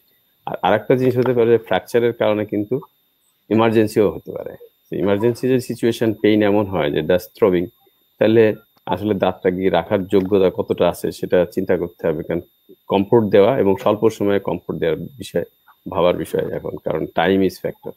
তো এই সময়ের কারণে আমাকে 3 পর্যায়ে চিন্তা করে বিবেচিত হবে যেটা, সেটাকে আসলে দিতে হবে। অবশ্যই চিন্তা করতে হবে, যেমন দাঁতের কন্ডিশনটা খুব ইম্পর্টেন্ট, আর সময় আমাদের জন্য খুব ইম্পর্টেন্ট। এই দুইটা মিলে যদি আমাদের সাথে ম্যাচ করে, আমাকে সেভাবে বোধহয় চিন্তা করলে বেটার হবে আর কি। আর অনেক সময় হয় না যে দাঁতে অনেকদিন ধরে আসলে ক্র্যাক হয়েছিল কিন্তু কেউ জানে না, তো ফ্র্যাকচার হয়েছিল সে জানে না, দ্যাট সিচুয়েশনে কি করা প্রশ্ন, সেখানে কি করা যায়? অনেক সময় দেখা যাবে পেরিওডন্টাল অ্যাবসেস হয়েছিল এবং ফিস্টুলা হয়ে আছে, এটা ফিস্টুলা হয়ে গেলে একবার, তখন কিন্তু দাঁতকে ম্যানেজ করা কম্পারেটিভলি এই মুহূর্তে সহজ, কারণ ফিস্টুলা হলেও অ্যাকিউট ফেজে যাবে না। যদি না যায় তাহলে নর্মালি মানে আমরা যে সেলফ হেল্প বলি বা অথবা ডাক্তারের পরামর্শ সরাসরি ফোনের মাধ্যমে, সেটা দিয়ে ওকে প্রলং করা যেতে পারে সিচুয়েশন। কারণ যেহেতু একটা ফিস্টুলা ওখানে অথবা সাইনাস আছে, সাইনাস ড্রেন করতে থাকে, তখন কিন্তু অ্যাকিউট সিচুয়েশন যাওয়ার সম্ভাবনাটা কম। কিন্তু যদি এরকম হয় যে দাঁত কোমরবিডিটি আরো আছে, সে কারণে পেরিডন্টাল ডিজিজেস থাকার কারণে প্রবলেম হচ্ছে, সেক্ষেত্রে ডেফিনেটলি আমাকে ওই ইমার্জেন্সি 3টা ফেজের কথা আমি বলছি, 3টা ফেজের যে কোনো একটা, প্রথমে আমরা সেলফ হেল্পে যাব, তারপর না হয় আমরা আর্জেন্টে যাব, আর যদি তার থেকে ইমার্জেন্সি কোশ্চেন এসে যায় যে তাকে অ্যাবসেস ডেভেলপ করছে আরো সিভিয়ার কোনো form, then we have to think about the emergency support, emergency চিকিৎসা। স্যার আমি আরেকটু আপনার কাছে, বিল্লু স্যারের কাছে আমি একটু জানতে চাই, সেটা হলো যেহেতু এখন টেলিমেডিসিন আমরা দিচ্ছি বেশিরভাগ সময়, এবং পেশেন্ট যদি কমপ্লেইন করে যে তার হয়তো ফুলে গেছে বা পুজ আছে, তো এই ক্ষেত্রগুলোতে আমাদের কি কোনো অ্যান্টিবায়োটিক, প্রেফারেবল অ্যান্টিবায়োটিক গুলো মানে স্পেসিফিক ভাবে আমরা দিতে পারি কিনা, যেখানে পুজ বা সোয়েলিং আছে সেখানে আমরা কোন অ্যান্টিবায়োটিক প্রেফার করব বেশি? এটা তো আসলে চিন্তা করতে হবে যে সোয়েলিং অল দ্য টাইম যে প্রবলেম, সেগুলো সবসময় সমস্যা। তো সোয়েলিংটা যদি এটা ওষুধ, কোনো ধরনের কোনো ওষুধ দেওয়ার আগে আমাদের ভাবতে হবে সোয়েলিং এর নেচারটা কি কারণে সোয়েলিং হয়েছে, সেটা ডাক্তারের সাথে রোগীর আলোচনার পরিপ্রেক্ষিতে অনেকটা বোঝা যাবে যে দাঁতের কন্ডিশন কি এবং সোয়েলিং কোথায় এবং কি ধরনের সোয়েলিং, ইনক্রিজ হচ্ছে নাকি সাবসাইড হয়ে আছে, অথবা মানে এই ধরনের সিচুয়েশনগুলো বিবেচনা করে ব্রড স্পেকট্রাম অ্যান্টিবায়োটিক সবসময় আমরা দিতে থাকি। প্রথমে দিই অ্যামক্সিসিলিনের কথাই সবাই ভাববে ফার্স্ট অফ অল, আমি বলে করি অ্যামক্সিসিলিন সেফ ড্রাগ হিসাবে অ্যামক্সিসিলিনটা সবচেয়ে সহনশীল এবং কার্যকরী ওষুধ। তো অ্যামক্সিসিলিন আমরা যদি অ্যাবসেসের কথা চিন্তা করি, তাহলে যদি দিতেই হয় তাহলে আমাকে প্রথমে অ্যাবসেসের যে প্রোটোকল অনুযায়ী লোডিং ডোজে অ্যান্টিবায়োটিক দেওয়া উচিত, এবং আমাদেরকে অবশ্যই দেখা উচিত রোগীর সাথে কন্টিনিউয়াস মনিটরিং এ, মানে অন ওভার ফোনে থাকা উচিত যে তার এটা বাড়ছে না কমছে। বাড়লে এক ধরনের অবস্থা, অথবা কমে যেতে পারে, অথবা স্ট্যাটিক সিচুয়েশনে থাকতে পারে। যদি বাড়তেই থাকে তাহলে তো আমাদের definitely we have to think about this finally, আমি একটু আগে যেটা বললাম ওদিকে আমাদের চিন্তা করতে হবে। অ্যামক্সিসিলিন সেফ ড্রাগ আর ব্যথার জন্য আমরা অনেক ধরনের ওষুধ আছে, তবে প্যারাসিটামল থেকে শুরু করে আমরা বর্তমানে আমাদের সাথে কিটোরোলাক পাওয়া যায়, কিটোরোলাক ভালো কাজ করে। আর এর সাথে অনেক সময় যেটা অ্যানালজেসিক এবং একটু আমি বলবো যে অ্যানালজেসিক কম্বাইন্ডলি দেওয়া যেতে পারে যদি প্রথম অবস্থাতে ব্যথাটা না যায় বা যাচ্ছে না, 48 ঘন্টা পর মধ্যেও হচ্ছে না সেরকম উপশম হচ্ছে না বা 72 ঘন্টা চলে যাচ্ছে, তো সেই ক্ষেত্রে কম্বাইন্ড ড্রাগের চিন্তা করা যেতে পারে। একটা যে অ্যানালজেসিক আমরা দিচ্ছিলাম ওটাকে সুইচ করে অন্যটাতে, অথবা আমরা অ্যানালজেসিকের সাথে ওপিড আমরা অন্যান্য যে সমস্ত নার্কোটিক অ্যানালজেসিক যেগুলো আছে তার সাথে আমরা সেদিকে যেতে পারি। তো এই জন্যে ব্যথা কোন ধরনের তার উপর ডিপেন্ড করে কিন্তু আমাদের কি করতে হবে, আইদার সিঙ্গেল একটা ওষুধ অথবা কম্বাইন্ড করা যেতে পারে কোনো কোনো সময়, যেটা এনহ্যান্স করে ব্যথাটাকে আরো উপশম করার জন্য। এইটাই মোটামুটি হয়তোবা সাহায্য করা যেতে পারে সেভাবে। তো অবশ্যই অ্যাবসেস একটা মেজর ফ্যাক্টর, সুতরাং অ্যাবসেসকে অ্যাড্রেস করার জন্য যারা অ্যাবসেস ডিল করেন, যারা নর্মালি সে সমস্ত ডাক্তার ম্যাক্সিলোফেশিয়াল সার্জনরা আছে, ডেন্টাল সার্জন তো আছেনই, তার সাথে ম্যাক্সিলোফেশিয়াল সার্জনরা আছেন, ওনাদের সাথে যোগাযোগ করা যেতে পারে যে তারা কি করতে পারে। তাই ইমার্জেন্সি যে সমস্ত জায়গায় করা যায় সে সমস্ত জায়গায় যোগাযোগ করলে হয়তোবা এই সময়। তবে একটা জিনিস সবসময় মাথায় রাখতে পারে, যে time infectious disease dealings protocol, that is important issue for the doctor, for the patient. এমন হতে পারে যে অ্যাবসেস করার জন্য এসে তার ওখানে এটা কন্টাজিয়াস হতে পারে, তো সেক্ষেত্রে কিন্তু দেশে সে অ্যাবসেস ঠিকই সারবে কিন্তু অন্য অসুখের কারণে সমস্যা হয়ে যেতে পারে। এই জন্য আমার মনে হয় আমাদের প্রথম যে চিন্তা করা দরকার সেটা হলো আমরা কিভাবে প্রোটোকলটা ফলো করতে পারি। প্রোটোকল বলতে দাঁতের যে সমস্যাগুলো পার্টিকুলার নিয়ে আমরা কথা বলছি, এটা হচ্ছে ইম্পর্টেন্ট হচ্ছে যে এই করোনা সিচুয়েশনে করোনার মেনটেনেন্স প্রোটোকল কি হবে এবং কিভাবে করা যাবে সেটার প্রতি আমাদের একটু বেশি গুরুত্ব দেওয়া দরকার। যে কয়জন, যেমন একজন পেশেন্ট যদি শিডিউল করে আসে এবং তার সাথে সরাসরি কোশ্চিন করে ডাক্তার তার সাথে আলোচনা করে অনেক সমস্যার সমাধান করে তারপরে সে ফাইনালি কাজটা করার জন্য শুধুমাত্র চেম্বারে বা ক্লিনিকে আসা উচিত, এবং যাতে করে সেখানে চেম্বারের মধ্যে সব ধরনের ওই ধরনের ব্যবস্থাগুলো থাকে যাতে করে রুগী যখন সে চলে যাবে সে যাতে ওখান থেকে কোনো ধরনের কোনো ইনফেকশন ক্যারি না করে যায়। এটা হচ্ছে আমাদের মূল সমস্যা। ইভেন ক্লিনিকে যখন আসবে সে বাইরে ওয়েট করতে পারে, ক্লিনিকে আসার তার প্রথমেই দরকার নেই, বিকজ ক্লিনিকের মধ্যে আরো রুগী আসতে পারে আগে, সেজন্য তার উচিত হবে ওই টেলিফোনটা নিয়ে বাইরে বসে থাকা। বাইরে বলতে আমি বলবো যে ইভেন যদি কাউ গাড়িতে হয় গাড়ির মধ্যে বসে থাক, গাড়ির সাথে ফোনে কথা হোক, গাড়িতেই থাকা অবস্থায় সে আলাপ করুক, কোন সময় সে ঢুকবে, কতটুকু সময় থাকবে। একজন মানুষের বেশি কাউকে ওখানে যাওয়াটা ঠিক হবে না। যারা ডেন্টাল হেলথ যারা সার্ভিস যারা দেবেন সেই লোকগুলো থাকতে পারে আর তার সাথে একজন পেশেন্ট থাকতে পারেন, এবং এই যে জিনিসটা এটা অনেকটাই কমায় নিয়ে আসতে পারে ঝুঁকি, যে আমি আসলেই রুগীটাকে ইনফেকশাস ডিজিজের দিকে নেবো কিনা। আর পার্টিকুলার প্রোটোকল তো অনেকগুলো আছে, সে সমস্ত পার্টিকুলার প্রোটোকল মেনটেন না করে স্যাররা বলছিলেন আগে সেগুলো করতেই হবে, কারণ সেগুলা ছাড়া কাজ করতে যাওয়াটা সবার জন্য সমস্যা। কারণ যে বয়সের লোকরা এই সার্ভিসগুলো দেবেন আর যারা দেবেন না এদের মধ্যে আমরা আসলে আননোন সিচুয়েশন নিয়ে চিন্তা করছি। যেমন আউটব্রেক হলে বা একজনের করোনা নেই, করোনা পজিটিভ না, সেটাও তো আমরা আসলে সবসময় বুঝতে পারবো না, সেজন্য প্রোটোকলের বাইরে যাওয়া যাবে না। আর যদি আমরা জানি যে নোন কেস হয় যে আচ্ছা ওনার আছেই আমি জানি, তখন আমাদের কি করা উচিত, তাকেও তো সেবা দিতে হবে, তখন ডেফিনেটলি আমরা এটা চিন্তা করবো। আর আগে যদি হয় যেমন আসছে, যদি সম্ভব হতো যে ঠিক আছে আমি ওনাকে আর্লি টেস্ট করে নিতে পারি কিনা, মানে এরকম ব্যবস্থাপনা যদি করা যায় যেখানে সার্ভিস দিতে হবে সেখানে দ্রুত সময়ের মধ্যে টেস্ট, ওইগুলো তো এখনো ডেভেলপ হয় না, এটা আন্ডার ডেভেলপিং সিচুয়েশন। তো এইভাবে আর কি চিন্তা করা দরকার যে এই সময়ের পরিপ্রেক্ষিতে আমরা কাজগুলো তো আসলে পার্থক্য কিছু নেই, কাজের গুরুত্ব একই মতোই আছে, প্রোটোকল আগের মতোই হবে, কিন্তু সময়ের কারণে যে protocol infectious disease maintenance protocol, এই মেনটেনেন্স প্রোটোকলটা গুরুত্ব সহকারে সবার মাথার মধ্যে থাকলে আমাদের সুবিধা হবে। Thank you sir. Thank you so much, অসংখ্য ধন্যবাদ। যে বিষয়টি বলছিলাম আসলে আমাদের আসলে দর্শকদের অনেক প্রশ্ন এবং অনেক জিজ্ঞাসা, কারণ আমাদের আসলে বাংলাদেশের এই তিনজন যাদেরকে আমরা 3 ডিপার্টমেন্টের গুরু বলে থাকি আর কি, তাদের সবাইকে পেয়ে আসলে অনেক প্রশ্ন এবং অনেক জিজ্ঞাসা। তো আসলে আমরাও একদম অনুষ্ঠানের শেষ পর্যায়ের দিকে আর কি, যেটি বলছিলাম আর কি, সেটি হচ্ছে যে কিছু কমেন্টে চলে যেতে চাই আর কি। শেষ করে আসলে শেষ করা যায় না, এমন একটা সিচুয়েশন আর কি এই মুহূর্তে। যে বিষয়টি আমাদেরকে একটি, যেহেতু একটি পেশেন্ট মনে হচ্ছে আর কি, তার প্রশ্নটি আসলে নেওয়া উচিত আমার কাছে মনে হয় আর কি। প্রশ্নটি করেছেন বেরিনা বিনতে হক। তিনি লিখেছেন, আমার বাম সাইডের উপরের দিকের আক্কেল দাঁত ভাঙা, সেখানে প্রচন্ড ব্যথা করে, এজন্য ইনি একটি ওষুধের নাম লিখেছেন, সেটি সেবন করেছেন। তাছাড়া একটা পেইন কিলারও নিয়েছেন 2টা করে, তাও অল্প ব্যথা আছে। এখন কি করণীয়? এছাড়া আরো 2টি দাঁতে গরম পানি এবং ঠান্ডা পানি ব্যবহারে প্রচন্ড ব্যথা করে, এটার জন্য কি করণীয়? এই প্রশ্নের জবাব স্যার আপনারাই ঠিক করেন কে দিতে চায়, তাহলে খুব ভালো হয়। কম্বাইন্ড এখানে আসবে। Combined, right.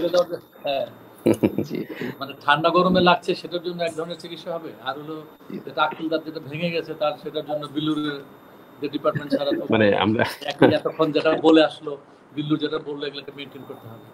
আর ঠান্ডা গরম যেটা আমাদের লাগে, এটা আমার মনে হয় যদি খুব বেশি না থাকে সেখানে ডিপ ক্যারিয়ার থেকে হতে পারে, সেই জায়গাটায় আমার মনে হয় যদি ওই অ্যারোসল জেনারেট হবে না এই ধরনের কোনো কিছু দিয়ে, দ্যাট ইজ ভালো করে স্ক্যাপেটার দিয়ে অথবা ক্যারিসল দিয়ে ক্যারিসটাকে রিমুভ করে ওখানে আমরা সিডিটি ড্রেসিং দিয়ে এটাকে ম্যানেজ করতে পারি, অথবা ক্যালসিয়াম হাইড্রোক্সাইড অথবা এমটিএ দিয়ে এটা ম্যানেজ করা সম্ভব। এটা আর তা না হলে বিল্লুরের সাথে একটা জিনিস আমি সবসময় বলবো যে এই সময়ে, এই ক্রিটিক্যাল সময়টাতে আসলে কম্বাইন্ড থেরাপিতে যাওয়া উচিত, বোথ অ্যান্টিবায়োটিক এবং অ্যানালজেসিক। কম্বাইন্ড থেরাপিতে কিন্তু খুব ভালো কাজ হয়। এটি আমার দর্শকদের প্রতি অনুরোধ থাকবে, যেখানে তারা কাজ করতে পারবে না সেখানে এই কম্বাইন্ড মেডিসিন দিয়ে তারা আপাতত ম্যানেজ করবে। তারপরে যদি প্রটোকল ম্যানেজ করতে পারে, প্রটোকল মেনটেন করতে পারে, তাইলে স্ট্যান্ডার্ড একটা মোটামুটি প্রটোকল মেনটেন করে দেখানো হয়। এই স্ট্যান্ডার্ড বলতে কিন্তু শুধু এখানে কার জন্য, safety for the patient, safety for the তার মানে আদার অক্সিলারিজ অফ দ্য ক্লিনিক এবং ডাক্তার নিজে এবং আশেপাশের লোকজন, ক্লিনিক ইটসেলফ, সবকিছু মেনটেন করেই কিন্তু এটা করতে হবে। এটা কিন্তু একটু না যে আমি শুধু পেশেন্টকে সেভ করলাম অথবা আমি নিজে সেভ হলাম, তা না, কিন্তু পুরো পরিবেশটাকেই তাকে দেখতে হবে। কাজে এটা ইজি না, কিন্তু এটা অনেক কঠিন একটা জিনিস, যেটা বারবার বোঝাতে চাইছে। কাজে এটাকে অ্যাভয়েড করতে পারলে এই সময়টার জন্য ভালো। তারপর হয়তো আস্তে আরেকটু শিথিল হয়ে গেলে তখন হয়তো আমরা এগুলো আলোচনা করতে পারবো যে তখন কি করা যেতে পারে। তো ধন্যবাদ সবাইকে।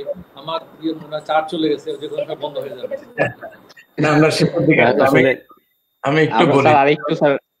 জি স্যার, প্লিজ স্যার। ঠিক আছে না? চার্জটা মনে হয় শেষ হয়ে গেছে।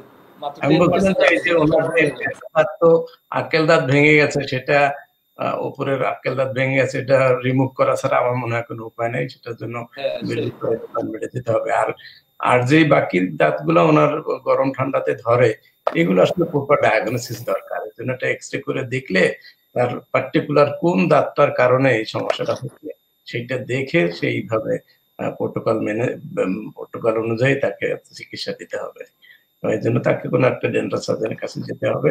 আমরা আশা করতেছি বাংলাদেশের ডেন্টাল সার্জনরা আস্তে আস্তে তাদের গাইডলাইন মেনটেন করে, প্রোটোকল মেনটেন করে তারা চিকিৎসা ব্যবস্থা দেওয়া শুরু করবে প্রাইভেট ক্লিনিকগুলোতে। তাহলে এই রোগীরা তারা চেম্বারে গিয়ে হয়তো সেবা নিতে পারবে। যেখানে প্রসঙ্গক্রমে শামসুল আলম স্যারের একটা কথা কিন্তু চলে আসছিল, সেটা হলো যে এই করোনাকালীন পিরিয়ডে একটা ইম্পর্টেন্ট ব্যাপার কিন্তু হয়ে যাবে। আপনি দেখেন যে গণপরিবহন চালু হয়েছে, কিন্তু গণপরিবহনের ভাড়া কিন্তু 60% বেড়েছে। এই জন্য আমার সম্মানিত রোগীদেরকে যথার্থে বলতেছি যে এখন আপনি এই করোনা পিরিয়ডে যেই ডেন্টাল সার্জনের কাছে যাবেন তার কিন্তু খরচ বেড়ে গেছে। তার একটা পিপিএ মেনটেন করতে হবে, তাকে স্টেরিলাইজার করতে হবে, তাকে আরো নতুন কিছু যন্ত্রপাতি সংযোজন করতে হবে। কাজে আপনার ট্রিটমেন্ট কস্টটা স্বাভাবিকভাবে বেড়ে যাবে। এটা এই মানসিকতাটা নিয়েই আপনাকে ডেন্টাল সার্জনের কাছে যেতে হবে। সবাইকে ধন্যবাদ।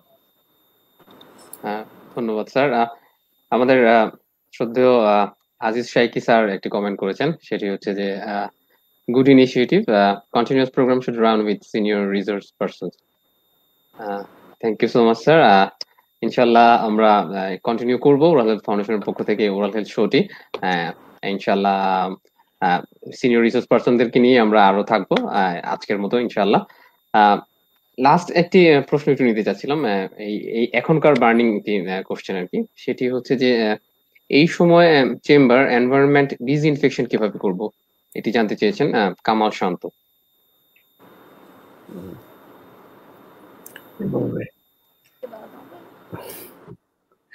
আমি জানি না, স্যাররা বলবেন, সবাই মিলেই বলি হয়তো। না, আমি আসলে এটা একটা বিশাল বড় ব্যাপার, যে পরিমাণ এর পিছনে যেভাবে করা উচিত ইনফেকশন ডিজিজ মেনটেনেন্স এর জন্য, সেটা করতে গেলে পরে আমাদেরকে এর পিছনে অনেক বেশি অনেক কিছু দরকার। শুধুমাত্র যদি আমরা আইডিয়ালি চিন্তা করি, তাহলে আমাদের একটা ঢোকার রাস্তা থেকে শুরু করে আমার রুগীটা বেরোনো পর্যন্ত অনেকগুলো জিনিস মেনটেন করা দরকার। সেই মেনটেনেন্সটার মধ্যে অনেকগুলো স্টেপ থাকা দরকার। মানে রুগী যেখান থেকে ঢুকবে সেই জায়গাটা কেমন হবে, রুগী যেখানে কাজ করা হবে, মেডিকেল পার্সোনাল যারা আছেন, যারা ডেন্টাল যারা কাজ করবেন, তাদের ওখানে পরিবেশটা কেমন থাকবে তার চেম্বারের মধ্যে, এবং সেই চেম্বারটা কিভাবে মেনটেন করা যেতে পারে। মেনটেনের জন্য আসলে স্ট্যান্ডার্ড প্রোটোকল চিন্তা করলে আমাদেরকে এয়ার ফ্লোর কথা চিন্তা করতে হবে। যে আমরা জানি যে অ্যারোসল যেটাই হোক, জেনারেটিং কিছু কাজ তো আমাদের ডেন্টালের অ্যারোসল জেনারেটিং ওয়ার্ক ছাড়া আসলে ডেন্টালের পার্টিকুলারলি চিকিৎসা দেওয়া কিন্তু টাফ, ইজ অলমোস্ট টাফ। সে শুধুমাত্র ইভেন একটা দাঁত ফেলতে গেলেও অনেক সময় দেখা যাচ্ছে যে আমাদের অ্যারোসল জেনারেটিং করতে হতে পারে, স্কেলিং করতে হতে পারে, এন্ডোডন্টিক্স একটা প্রশ্নে আসলে করতেই হবে। তো যদি সে ধরনের জিনিসে যেতে হয়, তাহলে অবশ্যই আমাকে চিন্তা করতে হবে যে ওই জায়গায় ডিসইনফেকশনের ফার্স্ট স্টেপ কি করে করা সম্ভব। আমরা পার্সোনাল যে এটার সাথে একটু যা সংক্ষেপে, যেহেতু সময় নাই, আমি এখানে বলবো যে রুম ডিসইনফেকশনের জন্য কিন্তু হেপা ফিল্টার বলে একটা জিনিস বেরিয়ে আসছে অলরেডি বাজারে। ওই হেপা ফিল্টারটা যদি ব্যবহার করে না, তাহলে কিন্তু 99.9% রুমটাকে ডিসইনফেকশন করা যায়। আর এর সাথে লাইট যেটা আছে, ইউভি জার্নি লাইট পাওয়া যায়, হ্যাঁ ইউভি লাইট, ওই লাইট দিয়ে করা যায়। প্লাস এটা রুমের জন্য যেহেতু আসছে আর কি, বিল্লু যেটা বলছে সবগুলো করতে হবে। প্লাস এর সাথে আমাকে রুমটাকে করার জন্য কিন্তু এখানে হেপার কোনো বিকল্প নাই। আর বিশেষ করে এসিতে আমরা যেহেতু ইউজ করি, এসি থাকলে সেখানে ইউজ করতেই হবে। হেপা ছাড়া কোনো ক্লিনিককে ডিসইনফেকশন করা সম্ভব না, এবং ইউভি লাইট ইউজ করতে হবে, এখানে জার্নিসাইডাল লাইটটা ইউজ করতে হবে। আর আরেকটা জিনিস আমি ইয়েতে বলবো, এন্ডো যারা করতে চায় তাদের জন্য এখন যে সাকশনটা অ্যারোসলটাকে নেওয়ার জন্য, যাতে জেনারেশন ওটা যাতে ড্রপলেট না হয়, সেই জন্য এক্সট্রা সাকশন বেরিয়ে যাচ্ছে। একটু দাম একটু বেশি, 40 থেকে 50,000 টাকা নেবে ওটা, কিন্তু সেই সাকশন দিয়ে কিন্তু যদি সে সাকশনটা যদি ইউজ করে, তাহলে কিন্তু অ্যারোসল এখানে থেকে কন্ট্রোল করার জন্য খুব মানে ভালো একটা ভ্যাকুয়াম সাকশন, ভ্যাকুয়াম সাকশনটা নট ইন্ট্রাওরাল, এটা হলো এক্সট্রা ওরাল। ভ্যাকুয়াম সাকশন করার জন্য আমরা 1% সোডিয়াম হাইপোক্লোরাইড সলিউশন দিয়ে ফ্লোরটা এটা সবচেয়ে একটা জিনিস আছে যে তোমাকে ওয়াটার লাইনটা যেটা আছে সেটাকে ক্লিয়ার করতে হবে, সার্কুলেট লাইনটাকে ক্লিয়ার করতে হবে। এগুলোর জন্য সোডিয়াম হাইপোক্লোরাইডের কোনো বিকল্প নাই। এখানে পার্সেন্টেজটা শুধু আলাদা আলাদা হবে। কোথাও হয়তো দেখা গেলো পয়েন্ট, তোমার চেয়ারটাকে ডিসইনফেকশন করতে হবে, সেখানে 0.01% দিতে হবে। আবার তা নয় চেয়ার নষ্ট হয়ে যাবে, আবার 1% ইউজ করবে সাকশন ক্লিন করার জন্য। যেখান থেকে জিনিসটা আসতেছে, পানি আসতেছে যেটা, সেটাকে এভরিথিং, এটা ইজ কমপ্লিকেটেড প্রসেস। এটা আসলে ইট ইজ নট, বিল্লু যেটা বলতে চাচ্ছিল, it is not easy process. করতে গেলে সবগুলো একটা জায়গায় যদি আমাদের একটু ডেফিসিয়েন্সি থাকে, তাইলেই কিন্তু যা ঘটার সেটা ঘটে যাবে। কোশ্চেনটা হয়ে গেছে কি, যেমন ধরুন ড্রেস আপ থেকে শুরু করে এভরিথিং, যেমন ড্রেস আপটা আমি মনে করি যে ড্রেস আপ শুধু তোমার আমার নিজের না, কিন্তু এটা যেমন আজকাল বলা হচ্ছে গাউন পরে তার উপর আরেকটা তুমি ইয়ে করবা, গাউন না সেটাই চিপে করে কাজ করা যায় না, একটা সার্জিক্যাল গাউন পরবো, গাউনের উপরে তারপর আমরা আরেকটা ওটা শীট পরবো, শীটটাকে ডিসপোজেবল হবে, গাউনটা ডিসপোজেবল না হলেও চলবে। এটা আমার মনে হয় অন্য একদিন হয়তো আমরা কথা বলবো এটা নিয়ে আমাদের মানে সেটাই আর কি। মানে আমি যেটা শেষ কথা হচ্ছে যে এটার মেইনটেনেন্স প্রোটোকল কি হবে সেটার উপরই বেশি গুরুত্ব দেওয়া দরকার, কারণ ওইটাই আসল ডিজিজ মেইনটেনেন্স। ট্রিটমেন্ট তো আসলে যা ছিল তাই আছে, কিন্তু অলমোস্ট এখানে কিন্তু আমাকে কিভাবে এটা নার্সিং করতে হবে সেটাই আমাদেরকে খেয়াল রাখা দরকার। সেজন্য স্টেপ বাই স্টেপ প্রত্যেকটা জায়গায় এখানে আছে যে আপনি মুখ কিভাবে ঢাকবেন, বডি কিভাবে ঢাকবেন, কিভাবে কাজ করবেন, মুখের মধ্যে কিভাবে কাজ করলে সুবিধা হয়, সেগুলা চেয়ার কিভাবে মেনটেন, যন্ত্রপাতির মেনটেনেন্স কিভাবে হবে, আউটডোর কিভাবে maintain, everything should have to be done. Otherwise মানে ওই যে স্যার বললেন না একটু গ্যাপ, যে কোনো অল্প গ্যাপই কিন্তু একটা বড় ধরনের সমস্যা, কারণ মানে সেই কারণে এটা ওই জিনিসগুলোর প্রতি প্রথম চিন্তা করেই শুরু করা উচিত মনে হয়।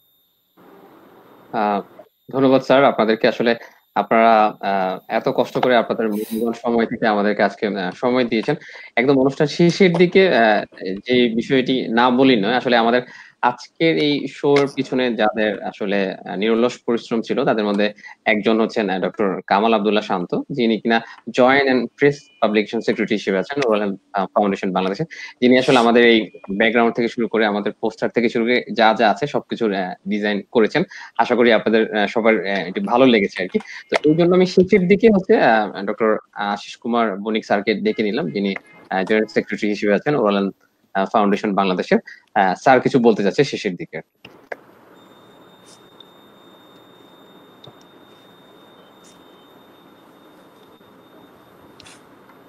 বলো তাড়াতাড়ি, শামসুল আলম স্যারের চার্জ নাই।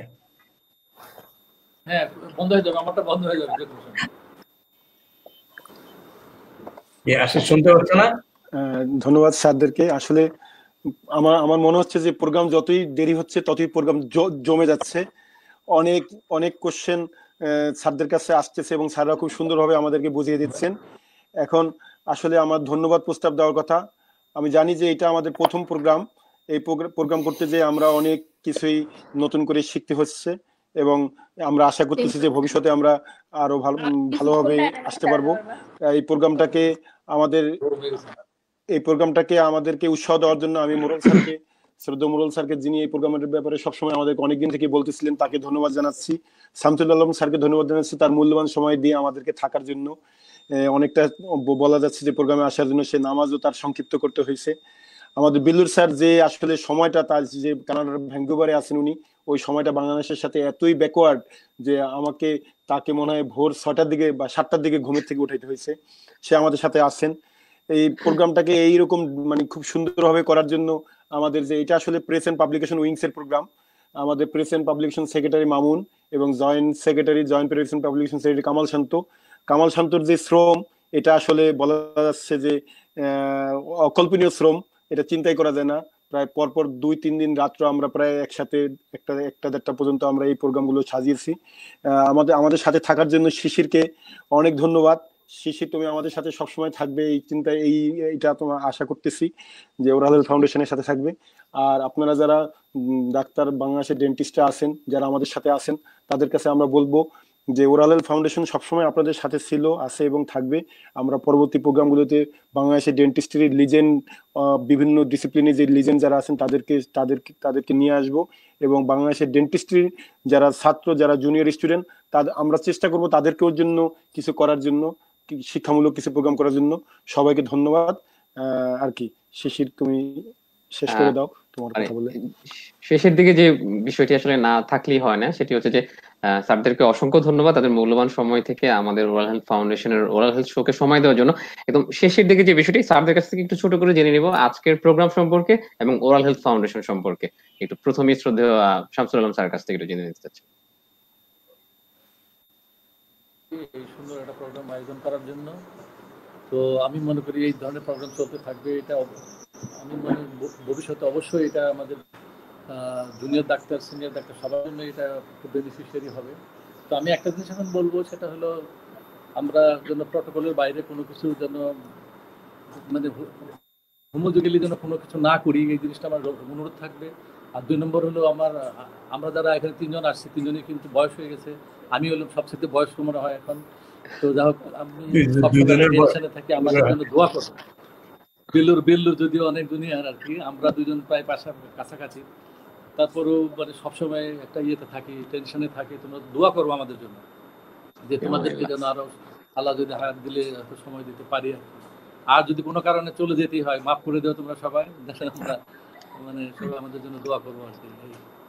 এই বললে আমি শেষ করছি। আপনার জন্য ধন্যবাদ স্যার অনেক মূল্যবান সময় দেওয়ার জন্য।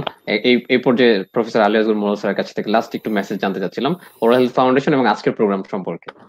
আমি ওরাল হেলথ ফাউন্ডেশন সম্পর্কে যা বলা হয়েছে আমি এখানে আর কিছু বলতে চাই না। আমি আমার একটা শেষ কমেন্টস করতে চাই বাংলাদেশের আমার সুপ্রিয় ডেন্টাল সার্জন বৃন্দের কাছে, যারা এই কোভিড যুদ্ধে লিপ্ত আছেন। আমি তাদেরকে মানে কোভিড পজিটিভ হয়েছেন যেসব ডেন্টাল সার্জনরা, তাদেরকে আমি সমবেদনা জানাচ্ছি এবং যারা এর সাথে যুদ্ধ করছেন তাদের সাথে সমমনোমিতা জানাচ্ছি। তো যারা এই কোভিডের এই সিচুয়েশনটাকে ট্যাকেল করেও প্র্যাকটিসে নামতে চাচ্ছেন বা প্র্যাকটিসে নামবেন, অবশ্যই নামতে হবে আর কি, তাদের প্রতি আমার একটি অনুরোধ, নিজের সুরক্ষা থাকবেন। চেম্বারে আসলে একটা জিনিস, বেসিক জিনিস সবাইকে মনে রাখতে হবে যে আপনি ছাড়া আপনার সারাউন্ডিংসে যিনি আছেন, আপনার অ্যাসিস্ট্যান্ট, আপনার জুনিয়র ডাক্তার, আপনার রোগীর অ্যাটেন্ডেন্ট, সবাইকে আপনার মনে করতে হবে যে কোভিড পজিটিভ, আপনি শুধু একা ভালো আছেন। সেইভাবে যদি আপনি মেনটেন করেন আর কি, সবাইকে মনে করবেন যে আমার চতুর্দিকে যারা আছে সবাই কোভিডের রোগী, আপনি সেইভাবে নিজেকে সুরক্ষা করলে আমার মনে হয় সবাই ভালো থাকবেন। সবাই সুস্বাস্থ্য কামনা করে এই করোনা মুক্ত থাকার দোয়া করে এবং আমার জন্য দোয়া প্রার্থনা করে শেষ করছি। খোদা হাফেজ। ধন্যবাদ স্যার, আপনার জন্য স্যার ফি আমানিল্লাহ। সর্বশেষ প্রফেসরের কাছে, বিল্লুর রহমান স্যারের কাছে আমাদের আজকের এই অনুষ্ঠান এবং ওরাল হেলথ ফাউন্ডেশনকে নিয়ে যদি কিছু বলার থাকে। সবই তো বলা হচ্ছে, স্যাররা যেভাবে বলেছেন, আমার মনে হয় যে পরে আমার বলার কিছু নেই। সবাই ভালো থাকুক, সুস্থ থাকুক এবং করোনা মুক্ত থাকুক। করোনা সারা পৃথিবীকে যেমন ধরেন ইয়ে করেছে, মানে এই সময়টা যাচ্ছে, এটা সারা পৃথিবীর জন্য একটা বড় কঠিন সময় যাচ্ছে, অর্থনৈতিকভাবে, বিভিন্নভাবে, স্বাস্থ্যগত দিক সবকিছু মিলে আর কি। তো এই সময় সবাই যারা প্রত্যেকের জন্য যেখানে যে আছেন, যারা যেখানে থাকবেন, মানে যে জিনিসটা বারবারই সবাই বলে যে যেখানে থাকবেন সেখানে থাকতে পারলে এবং মেনটেন করে কোনো না কোনো ভাবে সার্ভাইভ করে সবাই যাতে ভালো থাকে, সেটাই আমি চাচ্ছি, কামনা করছি সবসময়। আর এই ওরাল হেলথ ফাউন্ডেশনের জন্য, তাদের আয়োজনটার জন্য আমি ওরাল ফাউন্ডেশনকে আন্তরিকভাবে অভিনন্দন জানাচ্ছি যে এরকম কমিউনিকেশন থাকলে সবার সাথে সবাই মোটামুটি অনেকটাই ইয়ে থাকবেন, চাঙ্গা থাকবেন। এবং হেলথ কেয়ার প্রফেশনে যারা কাজ করেন, মানে ডেন্টাল হেলথ কেয়ার প্রফেশনে যারা থাকবেন, প্রত্যেকটা মানুষ, আমি মানে যে ডাক্তার যেটা স্যাররা বললেন যে প্রত্যেকটা মানুষ, তারা ইভেন রোগী পেশেন্ট সবাইকেই সুস্থ থাকতে হবে, তাইলে এই প্রফেশন চলবে, আদারওয়াইজ তার চলবে না। পেশেন্ট না থাকলে ডাক্তারের মূল্য নেই, ডাক্তার না থাকলে পেশেন্টের মূল্য নেই। এবং যারা এই প্রফেশন থাকবেন সবাই যেন সুস্থ থাকেন, ভালো থাকেন। ধন্যবাদ, অনেক ধন্যবাদ, তুমি অনেক সময় দিয়ে এই প্রোগ্রামটা করেছো। আর এই প্রোগ্রামের পিছনে যারা পরিশ্রম করেছে, ডক্টর কামাল শান্ত, ডক্টর আশিস কুমার, আর আমাদের প্রেসিডেন্ট পাবলিকেশন সেক্রেটারি, সবাইকে আমি আসলে ধন্যবাদ জানাচ্ছি। এবং যারা এটার সাথে অক্লান্ত পরিশ্রম করছে তাদের আসলে ওরাল ফাউন্ডেশনের পক্ষ থেকে আমি অনেক কৃতজ্ঞতা জানাচ্ছি। সবাই ভালো, ধন্যবাদ সবাইকে। আসলে স্যার আপনারা সবাই ছিলেন বলেই প্রোগ্রামটা পরিপূর্ণ হয়েছে। এই কথা বলেই আগামী অনুষ্ঠান দেখার জন্য সবাইকে আমন্ত্রণ জানিয়ে আজকের মতো শেষ করছি আমাদের ওরাল হেলথ ফাউন্ডেশনের ওরাল হেলথ শো। সবাই ভালো থাকুন, সুস্থ থাকুন, এই কথা বলি আমি বিদায় নিচ্ছি। ডক্টর মোহাম্মদ রায়হানুল হাসান শিশির, ভালো থাকুন, সুস্থ থাকুন, আল্লাহ হাফেজ, আসসালামু আলাইকুম।